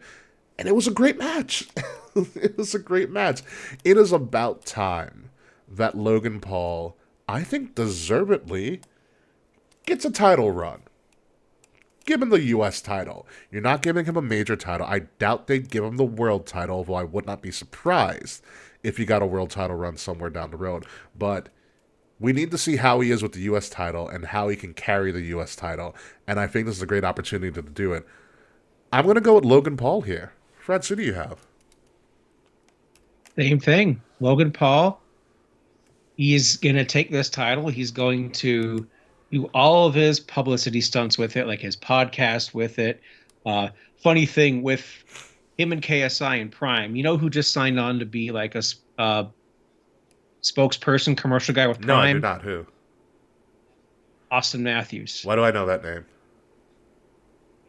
Maple Leafs. Ah, okay. Gotcha. Yes. Prime also really Maple cheap to buy, by the way. At least in the state. Overrated. At least in the state. It is a little bit overrated, but it's cheap. It's a cheap alternative to some other stuff. It's a cheap alternative to Gatorade. I do not touch energy drinks. Yeah. But. No, I get it. Yeah, it is a very cheap alternative. But yeah. No, I think Logan Paul's right. And that U.S. title is so very pretty. And I have a replica, obviously, behind me. But it's gaudy. It's pretty. It's something that I can see Logan Paul running around America with.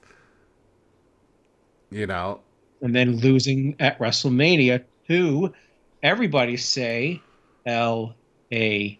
Knight. Yeah. Yeah, that's Yeah. that's your that's your WrestleMania feud because they had a little back and forth at before Money in the Hmm. Bank, and as who's more beloved than LA Knight? Almost no one. Who's more despised than Logan Paul? Almost no one. And it's a great pop culture thing that'll also send LA Knight into pop culture that doesn't involve Slim Jims. Honestly, yeah. And the interesting thing about Logan Paul and the W title, and we're on the precipice, obviously, of Royal Rumble and WrestleMania season, is this thing is that Logan Paul is an entertainer, I think, at heart, and a businessman second. And with all of his property that he does, I mean, they did the same thing when Vince had Pat McAfee on, we set up Pat McAfee getting his WrestleMania match. You can do a lot of cross promotion, a lot of cross branding. LA Knight interrupts Impulsive podcasts, or LA Knight shows up during a Logan Paul whatever event and gets in his face. This would be a pure cross promotional WrestleMania build because this can happen anywhere. Like Sami Zayn showing up at Johnny Knoxville's Jackass premiere. Johnny Knoxville putting Sami Zayn's phone number on a blimp, in LA. This has the potential to be a big thing unless LA Knight's going to lose. But nothing will make him more of a megastar and a pop culture, like I said, a pop culture kind of iconic moment than him getting in the face of Logan Paul on something outside of WWE TV. And I think I love the build. I hope they go with that because I think Logan Paul LA Knight is a great night one opening match for WrestleMania. Then the next year, LA Knight may be going for a big title. Exactly. This could be his John Cena at WrestleMania 20 moment. Yeah, LA Knight's like what 40, but I mean, Wrestler look Prime. at Wrestler Prime. Edge. It's just Chris Jericho is on my screen literally right now, and he's 49, tagging with Kenny Omega against 2.0. Yeah. So yeah, I like it. You're Logan Paul is beating Ray, and I think that's a good thing. Moving on down the card. Speaking of which, Damian Priest, send your money in the bank, is going up against Cody. And if our prediction is correct that Damian does cash in, this will start the show. Cody and Priest are gonna start the show, which will lead to a potential cash-in by Priest later. I like this. It's not a Saudi Arabia show if Cody Rhodes hasn't almost lost a limb, which he almost did, and is hobbling around. I love it. You really have to sow the seeds of the sun. Like I said, if we are going with the premise that Damian leaves Saudi Arabia with 3 belts, the 2 tag team title belts and the world heavyweight title, Damian has to lose. And I think Damian does lose here because he's gotta be on a little bit of more of a losing streak so that you don't see it coming when he cashes in. And I think that's the formula they're going with. I think Cody gets his first win in Crown Jewel to a lot of woes and a crap ton of pyro. Mr. Fretz, do you believe Cody, Captain America Cody, Home Runner Cody, gets this? totally forgot that Priest and Balor won the titles back like a week Yeah, they ago. hot potatoed the I crap out of it. forgot I was that. not happy, but whatever. They hot potatoed that. But I knew that like friggin' Jey Uso and Cody wasn't long for this world. Yeet. Yeah, It's Captain America is gonna freeze and win this, and we'll see Damian Priest dressed up as Red Skull for the occasion. yeah, no, it'll be interesting. You want to get really silly real quick because we're almost done. You want to get really silly? Here's how silly we're gonna get. All right, so Damian Priest wins the world title, and he finishes 2023 as the world champion, whatever, and he's looking for you need a Royal Rumble opponent for Damian Priest. What better opponent than Bad Bunny? Are they going back to not Costa Puerto Rico. Are they going back down Puerto Rico next No, year? but the Royal Rumble is in Tampa, and that's close enough to Puerto Rico. And Okay. Bad Bunny had his first match Oh, in Tampa at WrestleMania. Um, why not? If this is just a throwaway and Damian drops at some other point or something like that, and the world title is kind of a title you can filter some people in and out with, why not for your second, third biggest show of the year, the Royal Rumble, Bad Bunny, Damian Priest? You saw what they did at Backlash. They should have main evented. Give them a main event level match at Royal Rumble for the world title. Make it so wild that Bad Bunny could be the WWE World Champion leaving Royal Rumble. That I'm in. Prince money. Prince money. I am in. Give me, give me what I want, Batista gift right here. Right here. I don't think it's going to happen, but let's say I would have Bad Bunny versus Damian Priest. They put on classics before, they can freaking do it again. Make it absolutely wild. I would love it.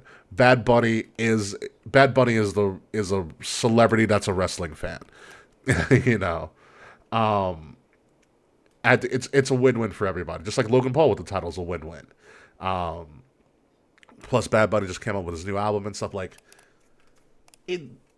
There's a lot of reasons why that would work in the short term, and I think it's a good thing. But all in all, Cody's winning this. Moving on to the kickoff show, ladies and gentlemen, we are kicking it off. Sami Zayn versus JD McDonough. This is going to be on the kickoff starting around noon, which means I'll probably be out getting food but when this match is going on. It's a toss-up. I'm going to say Sami wins. Sami sold me with that promo on Raw this week. Very passionate.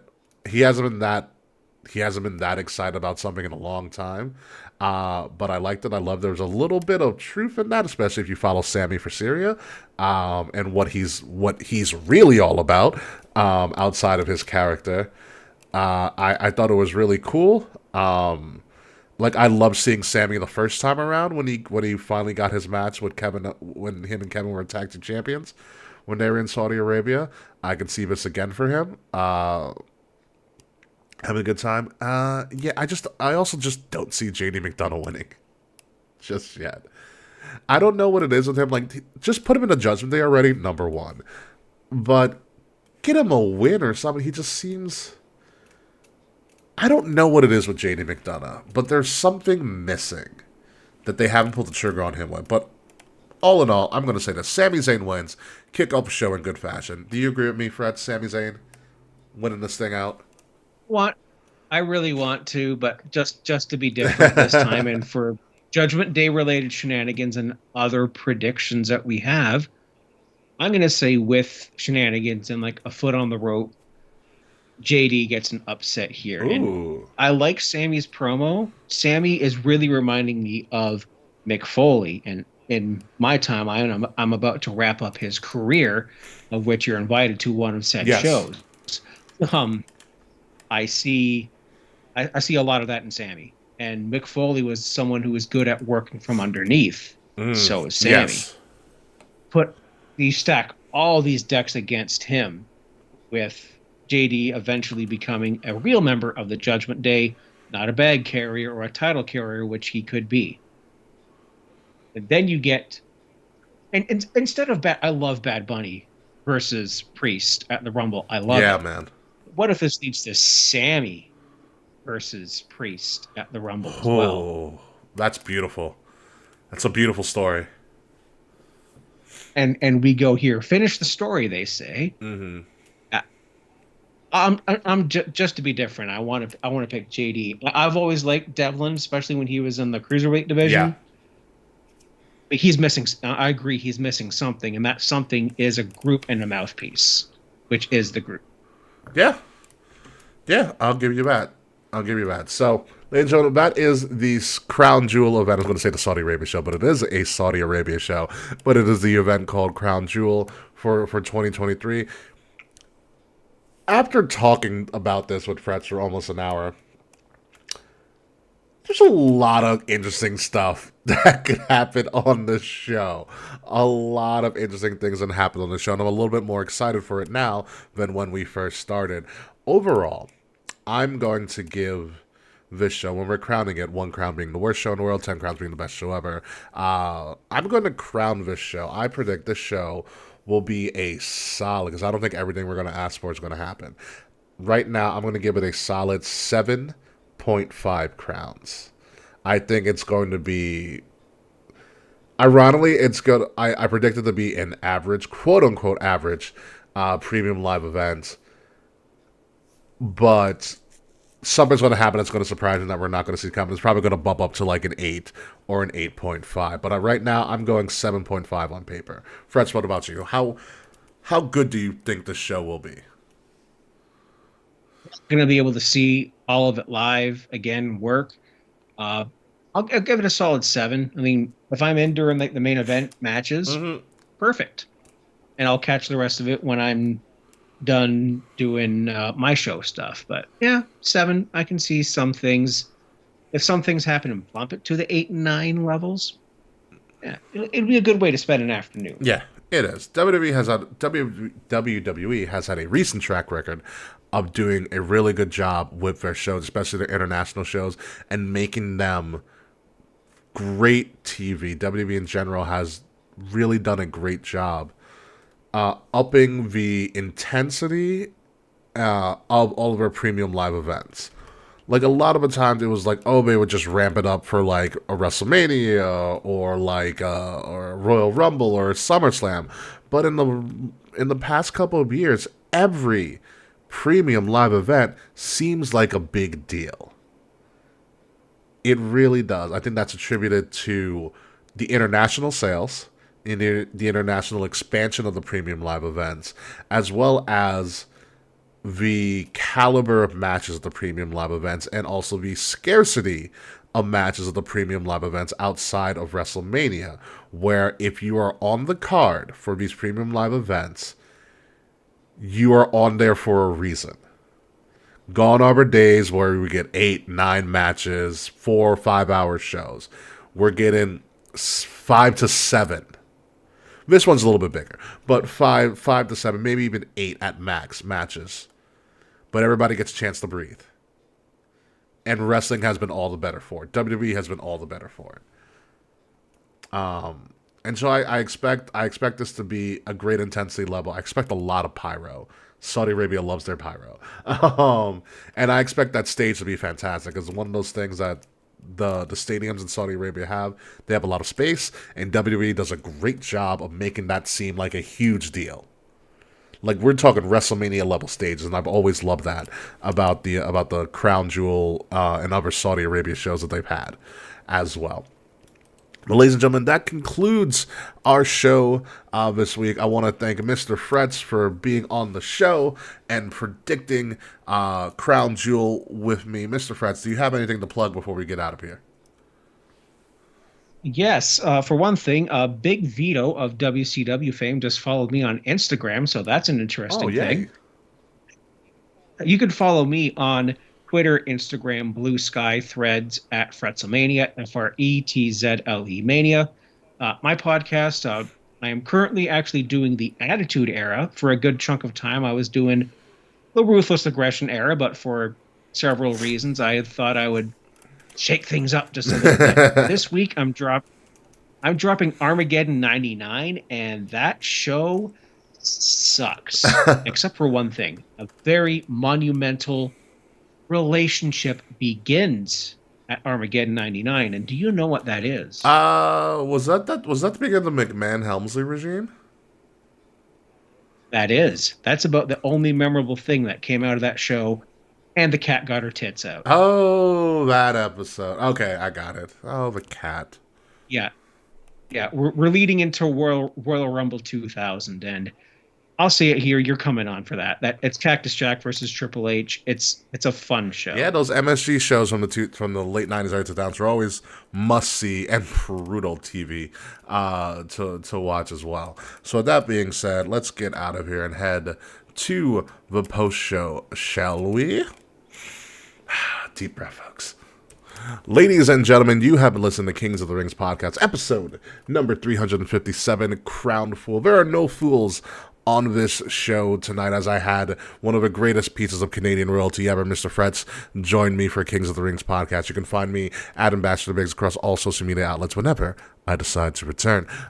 Find Kings of the Rings podcast at KOTR _podcast across all social media outlets. Like, share, subscribe, leave us 5-star reviews. The links to all of our stuff are in the description below, including links to some of our fantastic merch, which I'm wearing a very, very comfortable hoodie that we have right now, and very comfortable and very warm because it got really freaking cold very, very quickly here in New York. If you're listening to us on your favorite podcast platform, make sure you're listening to us on Wrestle Addict Radio, the cure for the common wrestling podcast, home to the Fretzlemania podcast as well. Follow Wrestle Addict Radio at addict_wrestle on Twitter, because I refuse to call it X, and Wrestle Addict Radio everywhere else. The links again to all of that are in the description below. When we come back next week, or when I come back next week, or the week after that, I don't know. We might be doing 1 week. We might do bi-weekly. Depends on my mood. Since I'm pretty much holding down the fort until Will and Kay come back, I'll probably have a new guest, new things to talk about in wrestling. Tony Khan will have 7 new announcements,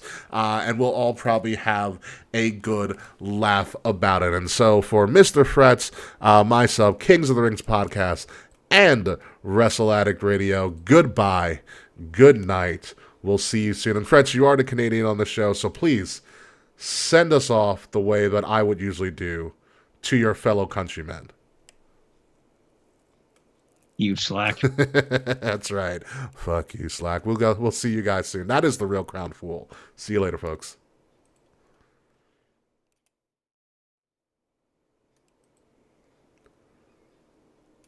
Look who decided to join us for the post show. Don't you say shit right now. What's going on? Let's go. Mr. Ritter? Yeah, Mr. Ritter. Mr. Ritter, welcome to the post show.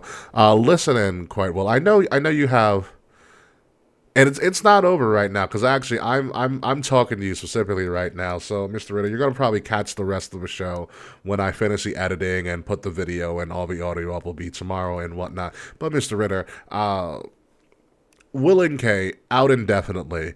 I'm going to need a group of rotating guest hosts for the foreseeable future. You are invited, obviously. I believe. I forgot. Is it Katie? I think Katie is also invited. Just don't invite Vince. Just don't invite Vince. Oh.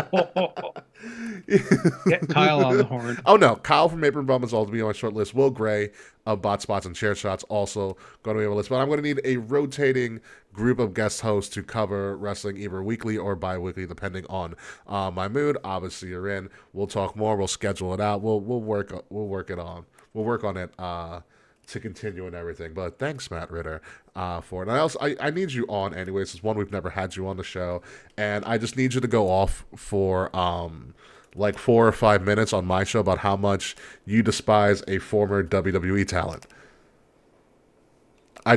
First guest game, by the way. And Ricky, our breaking announcements. Do we have Tony Khan's announcement? What is it? We do, but we also have a title change. Who? The ROH Trios titles changed hands on Wait, Dynamite ROH had a Trios championship? Yeah. Well, they actually had it like for the last 5-6 years of their first existence. So the champions were the Elite, but they are now Brian Cage and the Gates of Agony. Oh, yeah, Brian Cage is still a thing. So Tony Khan and Nigel McGuinness announced that All In 2024 tickets will go on sale December 1st. That was his big announcement? This year's All In... Okay, this website I'm at. Wow, this is some nice grammar. This year's All In make history, and they want to rewrite history next year. Nigel cannot wait to see everyone in Wembley on August 25th. Okay. Yeah, so something for 9 months. I mean, I bought my Forbidden Door tickets around this time last year, but that was an event in June. I mean, that... Go ahead. If it's in Toronto again next year, I'm going. I'm going. I mean, this again. is also a similar model that WWE has used with WrestleMania in recent years. Because historically, when it was one night, it would go on sale around November. It has Right. been recent they have started the on sale process around August. July, August for WrestleMania. So they expanded it, and I get why AEW would do that as well. My issue is that every announcement by Tony Khan is like a big announcement, and I don't like that. And it's not that big. Yeah, I mean, there was an update for AEW Fight Forever that was downloading while I was completing Spider-Man. yeah. And it's like their Instagrams like season 2 of AEW Fight For, like what the do you mean season 2? I mean, is there I haven't played the game in a while, so well, because I've been on Spider-Man and Mario Wonder and Sonic Superstars. It's the season of gaming here, Oh so yeah, it is. Oh, fall is always a great yeah. gaming season. It's hard to leave the And house. I still and I'll be getting back into Returnal very soon as well because I was having fun with that. Whenever Tony has a major announcement, SmackDown and Raw has a major announcement. What is your major announcement this week, Matt? Oh, it's what sex toy that you partnered with this time. Oh my god. Oh, and he says that he is at work when you record. Yeah, It's a it is shame. a shame. Maybe we'll do like maybe I'll do a special episode and I'll record it and then just put it like I'll debut it one day. Like Britta, we can I can make some accommodations for you. And we can do a show like Hey, we can do like a late night show or something like that and just not live stream it and then I'll just put it up, for that week or something like that. yeah, I've been wanting to nail down Matt too, but he's our differing schedules because I typically work in the morning. Like I work at 8 tomorrow morning, Dude. so being on late is not. And I have inventory tomorrow too, so Oh, that's dude, gonna that be fun. sucks. I'm so sorry. You know what? Grocery inventory is actually fine because all we have to do is like face the merchandise a certain way, and then people come in and count it. So what I have to do is just be up front Oh, and so make you're sure just we have facing. Facing's easy. facings. Yeah, but I'm a cashier mostly, so I'll be up doing like Oh. they'll be counting like the bags and the stuff that's at the front of the store. Like right now we have stuff that's going to be on sale on Black Friday. At a grocery store, we have Literally, TVs Halloween just that we ended, put. folks. Let's relax. No, we put up like our Halloween candy was gone on the 30th. Ha! So our seasonal display, Christmas, just like that. Because there was 2 skids of it sitting in the back room. Jesus. Um. But that's that's retail because right now we're booking, let's see, we've already booked Easter, we've already booked I think we're going to be doing next summer's confectionery very soon because you have to do it way in advance. Yeah. No. I worked Walgreens for several years in grad school, so I get it. I did. When I was working cashier, I hated facing because you can never get it done when you're the cashier because you always got to run back and forth to the cashier. I did night Oh, shift, lucky so you. if there was times when I was just facing at night and it was just buds in Put it all in. Yeah. and on and on it. Yeah. And it's Tony Storm. Oh, that's the one thing that they're doing right is Tony Storm's timeless gimmick. Love it. Mm-hmm. Yeah. Oh, yeah. And they have PLE like next. Oh, PSN, you just glitched out. Ugh. Oh, that's Mornings nice. during the week too for Wednesday, Friday generally. Just need to let Travis know he doesn't book me that day on Creation Conversation. Potentially. Oh. Oh, I have an idea. Huh.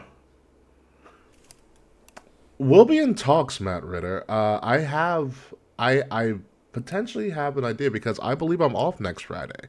Not this upcoming Friday, but next Friday. Because that's when my company is recognizing Veterans Day. So we might be on to something. We might be on to something. So I'll definitely be DMing you on the KOTR page and we'll figure something out. But I have some ideas brewing, nonetheless. So, so friends, as we're talking here, I need to find something for you. Not find something. We need to find an Am I the Asshole? Oh, but I also want to highlight you, Fretz. I think something that you will enjoy. Just from cause I'm forever the learner. So when I was at Comic Con, Mr. Fretz, I found, and I might have told you this, but I found this booth made up of sociologists and psychologists, my people. Um, Yes. and they created essentially what is known as geek therapy. And they wrote several books, Yeah. as in like the psychology of Zelda, or in the psychology of some other stuff. So they have like a whole training thing, and I bought a couple books. One book is this: Integrating Geek Culture into Therapeutic Practice, Okay. which talks about You had a meme one because I'm actually going to look at on online here. yeah, I met the author of it, Shane Hilton, Meme Life, and it talks about the socio-cultural and psychological aspects of mimetic communication. Essentially, how we use memes as a way of communicating. And I just Did you find it? oh, I found a Kindle version and an audio book. Interesting. I'm in the once I finish the Marvel MCU book, I'm probably gonna move to one of these. I don't know which ones yet. And I saw those Marvel books that you had. I saw them at Chapters Oh, like a the week gold ago. plated ones, the hardcover ones. Yeah, they look Dude, nice. I just finished the Black Panther one, before I went to the MCU one. So, one down, five to go. My next one after, once I get around back to those hardcover books, those are awesome, and I'm going to try to preserve them as best as possible. Like the Black Panther one is the only one that's out of a wrap, that's out of like the shrink wrap, because I started reading it. The next Right. one I'm gonna do is the Captain America run, like his original run is the Captain America one. Yeah, that's That's just, good. I'm having some other ones over here. Like I have to read Infinity War. Like I read Infinity Gauntlet. Now I got to I read also have Infinity Infinity Gauntlet, War. which I forgot that I And there's haven't also started reading yet either. it's good. There's one, I think it takes place canonically after some events where Wolverine has the gauntlet. Ooh. And I think it's like Wolverine Infinity or something like that. So I put it on the list for the holidays. So if I get it, I'll probably start So reading it here's a good immediately. chapter that I'll probably read in one of these geek books. It says, "From the Hulk to Captain America, how values and emotions influence our approach." Yeah, there's some Okay. interesting stuff here. For instance, one of the contents of this is the integrating geek culture into therapeutic practice. Uh, Introduction to Dungeons and Dragons, video games and introduction, the integration of play within video games and clinical practice. Because there's a whole realm of therapy called play therapy. It's used Mhm. mostly with children. You The layman's term of it is that you use play as a way to get children to open up and communicate with you.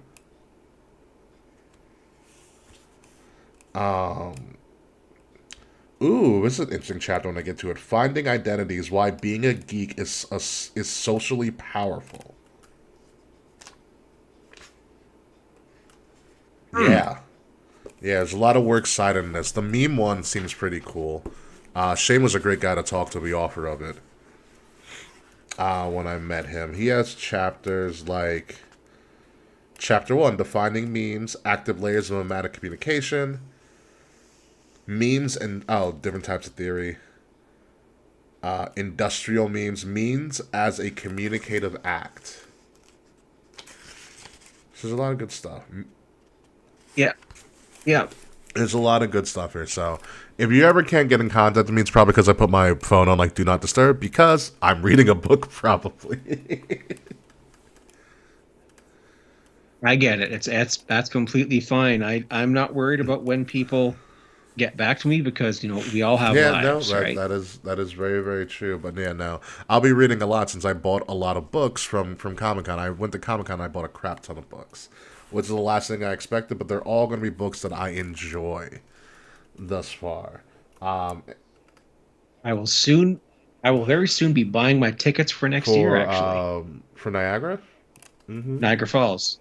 Yep. I was talking to my friend, and we agreed that we're going to do speed passes next Ooh, year. have fun with that, sir.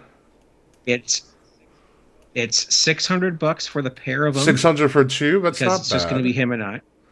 Does the speed pass include Yep. And admission? he said he'll.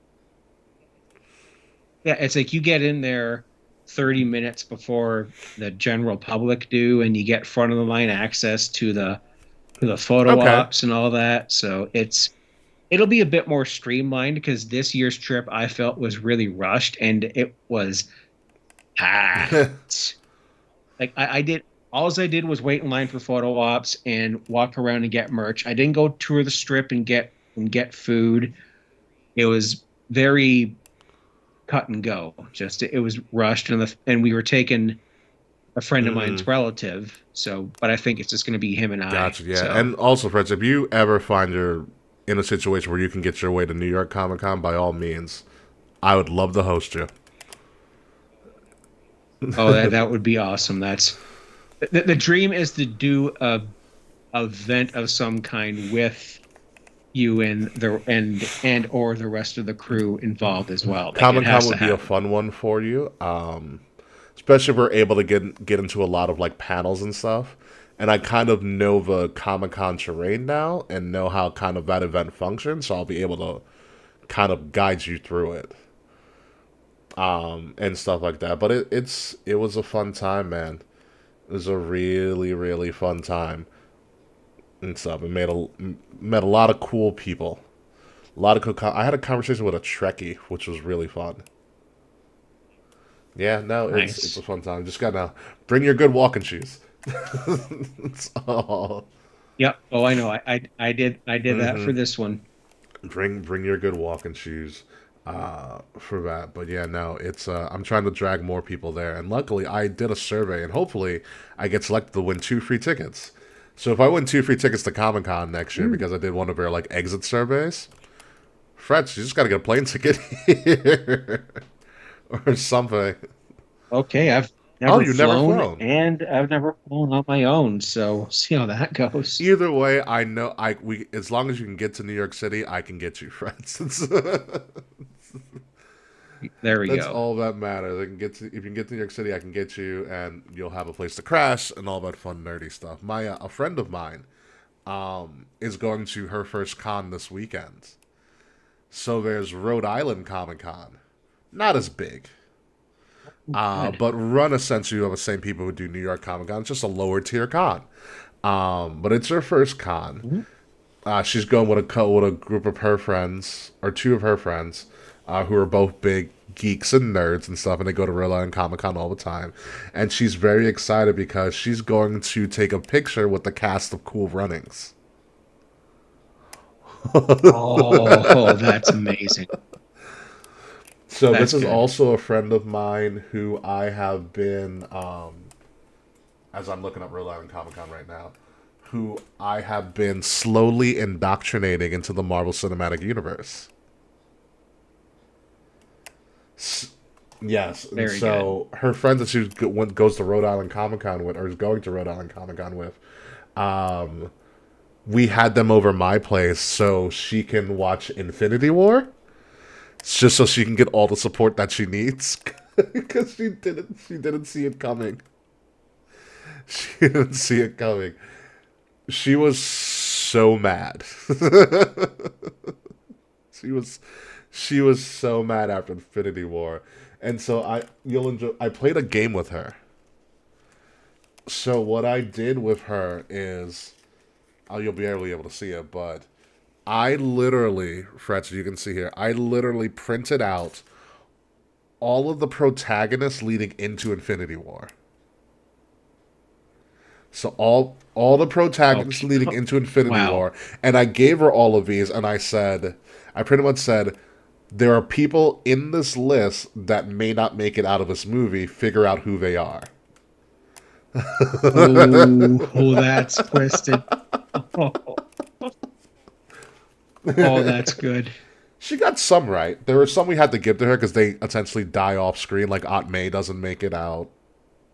Ned as well, Right. and things like that. And so she like started panicking. Like, and so after Gamora died, she's like, I need to take a break. I was watching that in theaters. Yeah, yeah.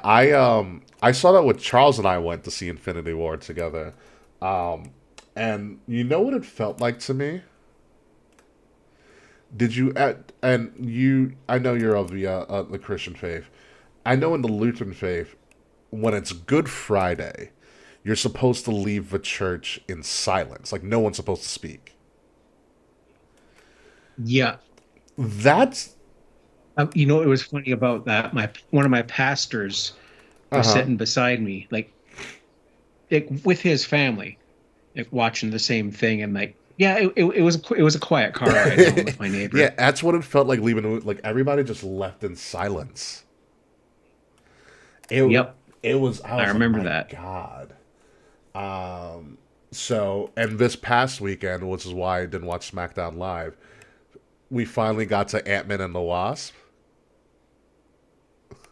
Okay. I have not seen, but Not you can spoil it. Quantumania. It's okay.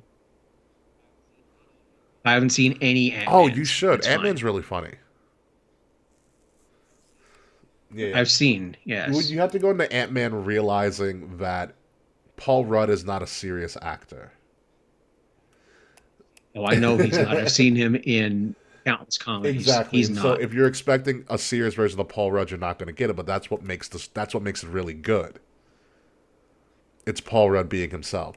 So in the ending of Ant-Man and the Wasp, essentially they find this new character named Ghost who's going to show back up again in Thunderbolts, and they find Hank Pym's wife Janet in the quantum realm. She comes out of the quantum realm. She has all these healing powers, and she has all this knowledge of the quantum realm, which sets up Quantumania. So the first post-credit scene of Ant-Man and the Wasp is that they're experimenting with the quantum realm so they can get some of these healing particles to help out people in need. So they're on a rooftop in this makeshift quantum tunnel engine, the same one that's in Endgame with the weird horn. That one. Yeah, that's from Ant-Man. Okay. So essentially, they send Ant-Man into the quantum realm, Scott Lang, into the quantum realm to pick up these healing particles. And he's like, while he picks these up, he's like, hey guys, I'm ready, bring me back out. And he never gets brought out because Hank Pym, the Wasp, and Janet Pym all get snapped as soon as he goes into the quantum realm. So that's how he shows up. That's why he comes out of the van in Endgame, because he had been stuck in the quantum realm not knowing what's going on. That's why he's so perplexed. Oh, that's right. And wasn't canonically like the day Tony Stark, the day that happened was like a couple of weeks ago. Yeah, something like that, yeah.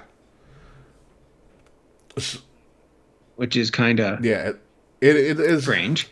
Well, Scary. the day that the original snap happened is also the same day that the Pyms disappeared. So Ant-Man and the Wasp takes place at the same time as Infinity War. Essentially is what happens.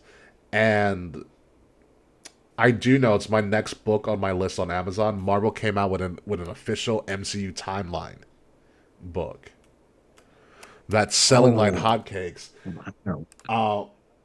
I'm looking it's that called, up right now. Official MCU timeline. It's on my Amazon list.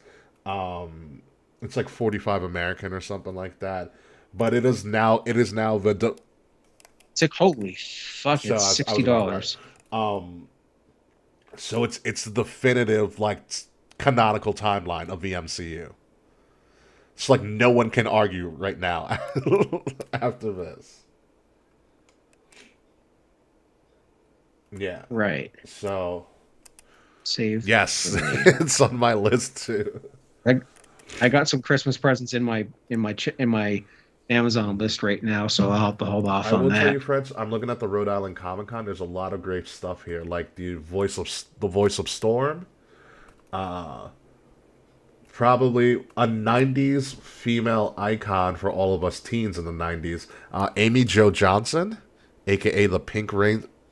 She was at she was at Niagara one year, and it was either she canceled or was there a different day than me and I couldn't go, or she was always lined up. And I was 3 feet away from Kevin That's Conroy, awesome. and I didn't get the chance. I didn't get the chance to meet him. Well, because his panel was running Ah, late, and I'm like, well, I had, and just over a couple of rows over there, nobody was there. Road Warrior oh, Animal. I go over there. I talked to him for a couple of minutes about Hawk, about his son and his football career that was just finishing at Laurinaitis. that point. And, yeah, and then I went back, and Conroy was there, and he was, hi everybody, do. Everyone was trying to get in to get to his booth, and then boom, Animal dies after that. Kevin Conroy dies after that. Just Wow. oh, Crazy times, so man. close. And I was also like a few feet away from Mr. Feeny Ha. because his no, to me he's Knight Rider Okay. Because he's because kid. I'm I old. get it. He's Kit, and Kit's car was here, and what was over here beside it? The Trailer Park Boys shipmobile. Oh, the Will Gray. And What's that's going when, on, Will Gray? oh, Late to hello, the Will. yeah, the other Will. Nice to Late to the party. We're just post show. We're just BSing right now. We're talking about Comic Cons and whatnot, Mr. Will Gray. But Will Gray, well, I'll be talking to you soon. I'm going to need some guest hosting for the next foreseeable future, because I've temporarily lost other Will for right now. So if you want to be on, we'll schedule some time for you to get back on here. Second time showing up, and things like that. But back to the con stuff. Why we're really here. I'm booking November. You busy man, you. But yes, we do. You know who else is going to be at this Rhode Island Comic Con, Fretz? Anthony Daniels. That should ring a bell to you. Isn't that who you were just talking Anthony about? Daniels? Wait, no, that's William Daniels. That's Yeah. Mr. Sorry, William Daniels is Mr. Feeny, and he was on a Anthony, scooter right by that's me. awesome. Anthony Daniels is C3PO.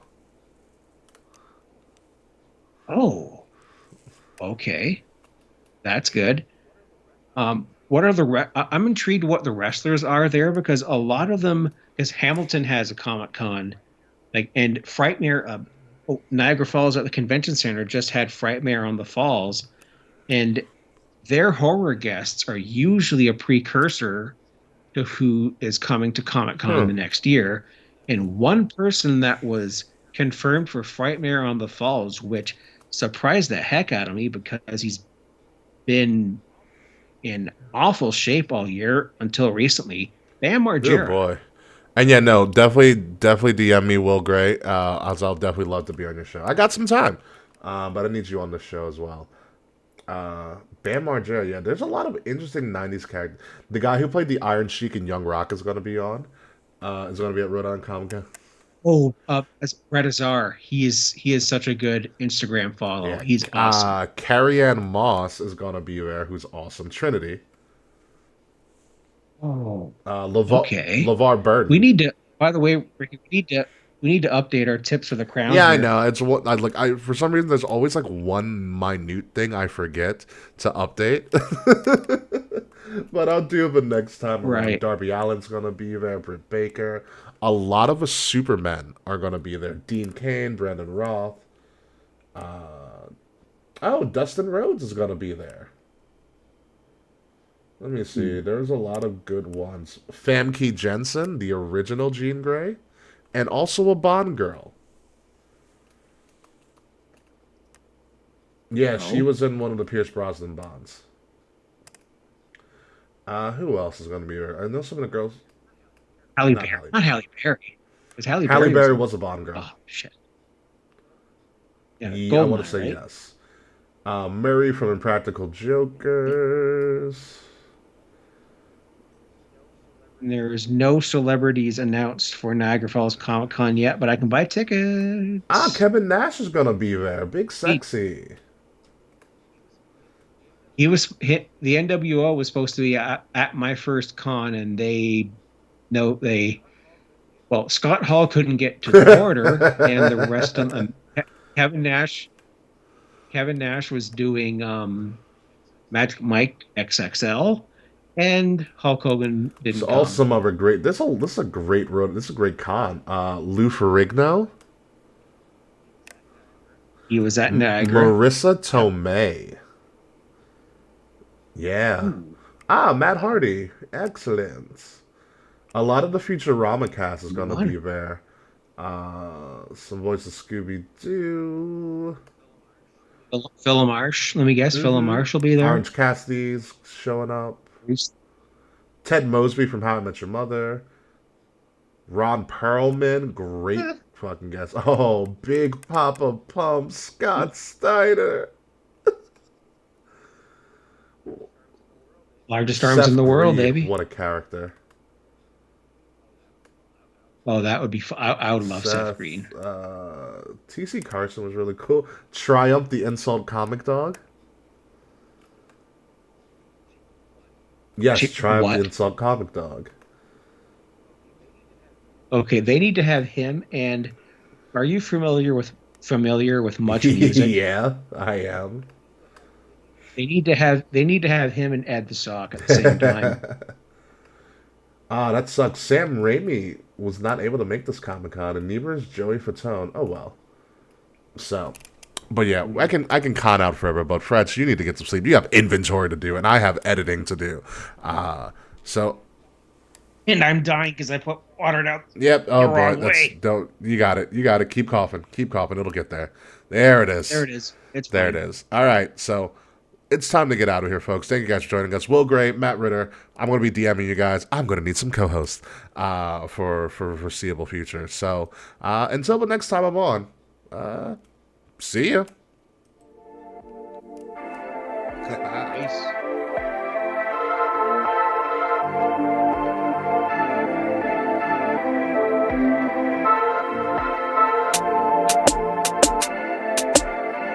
Midnight music.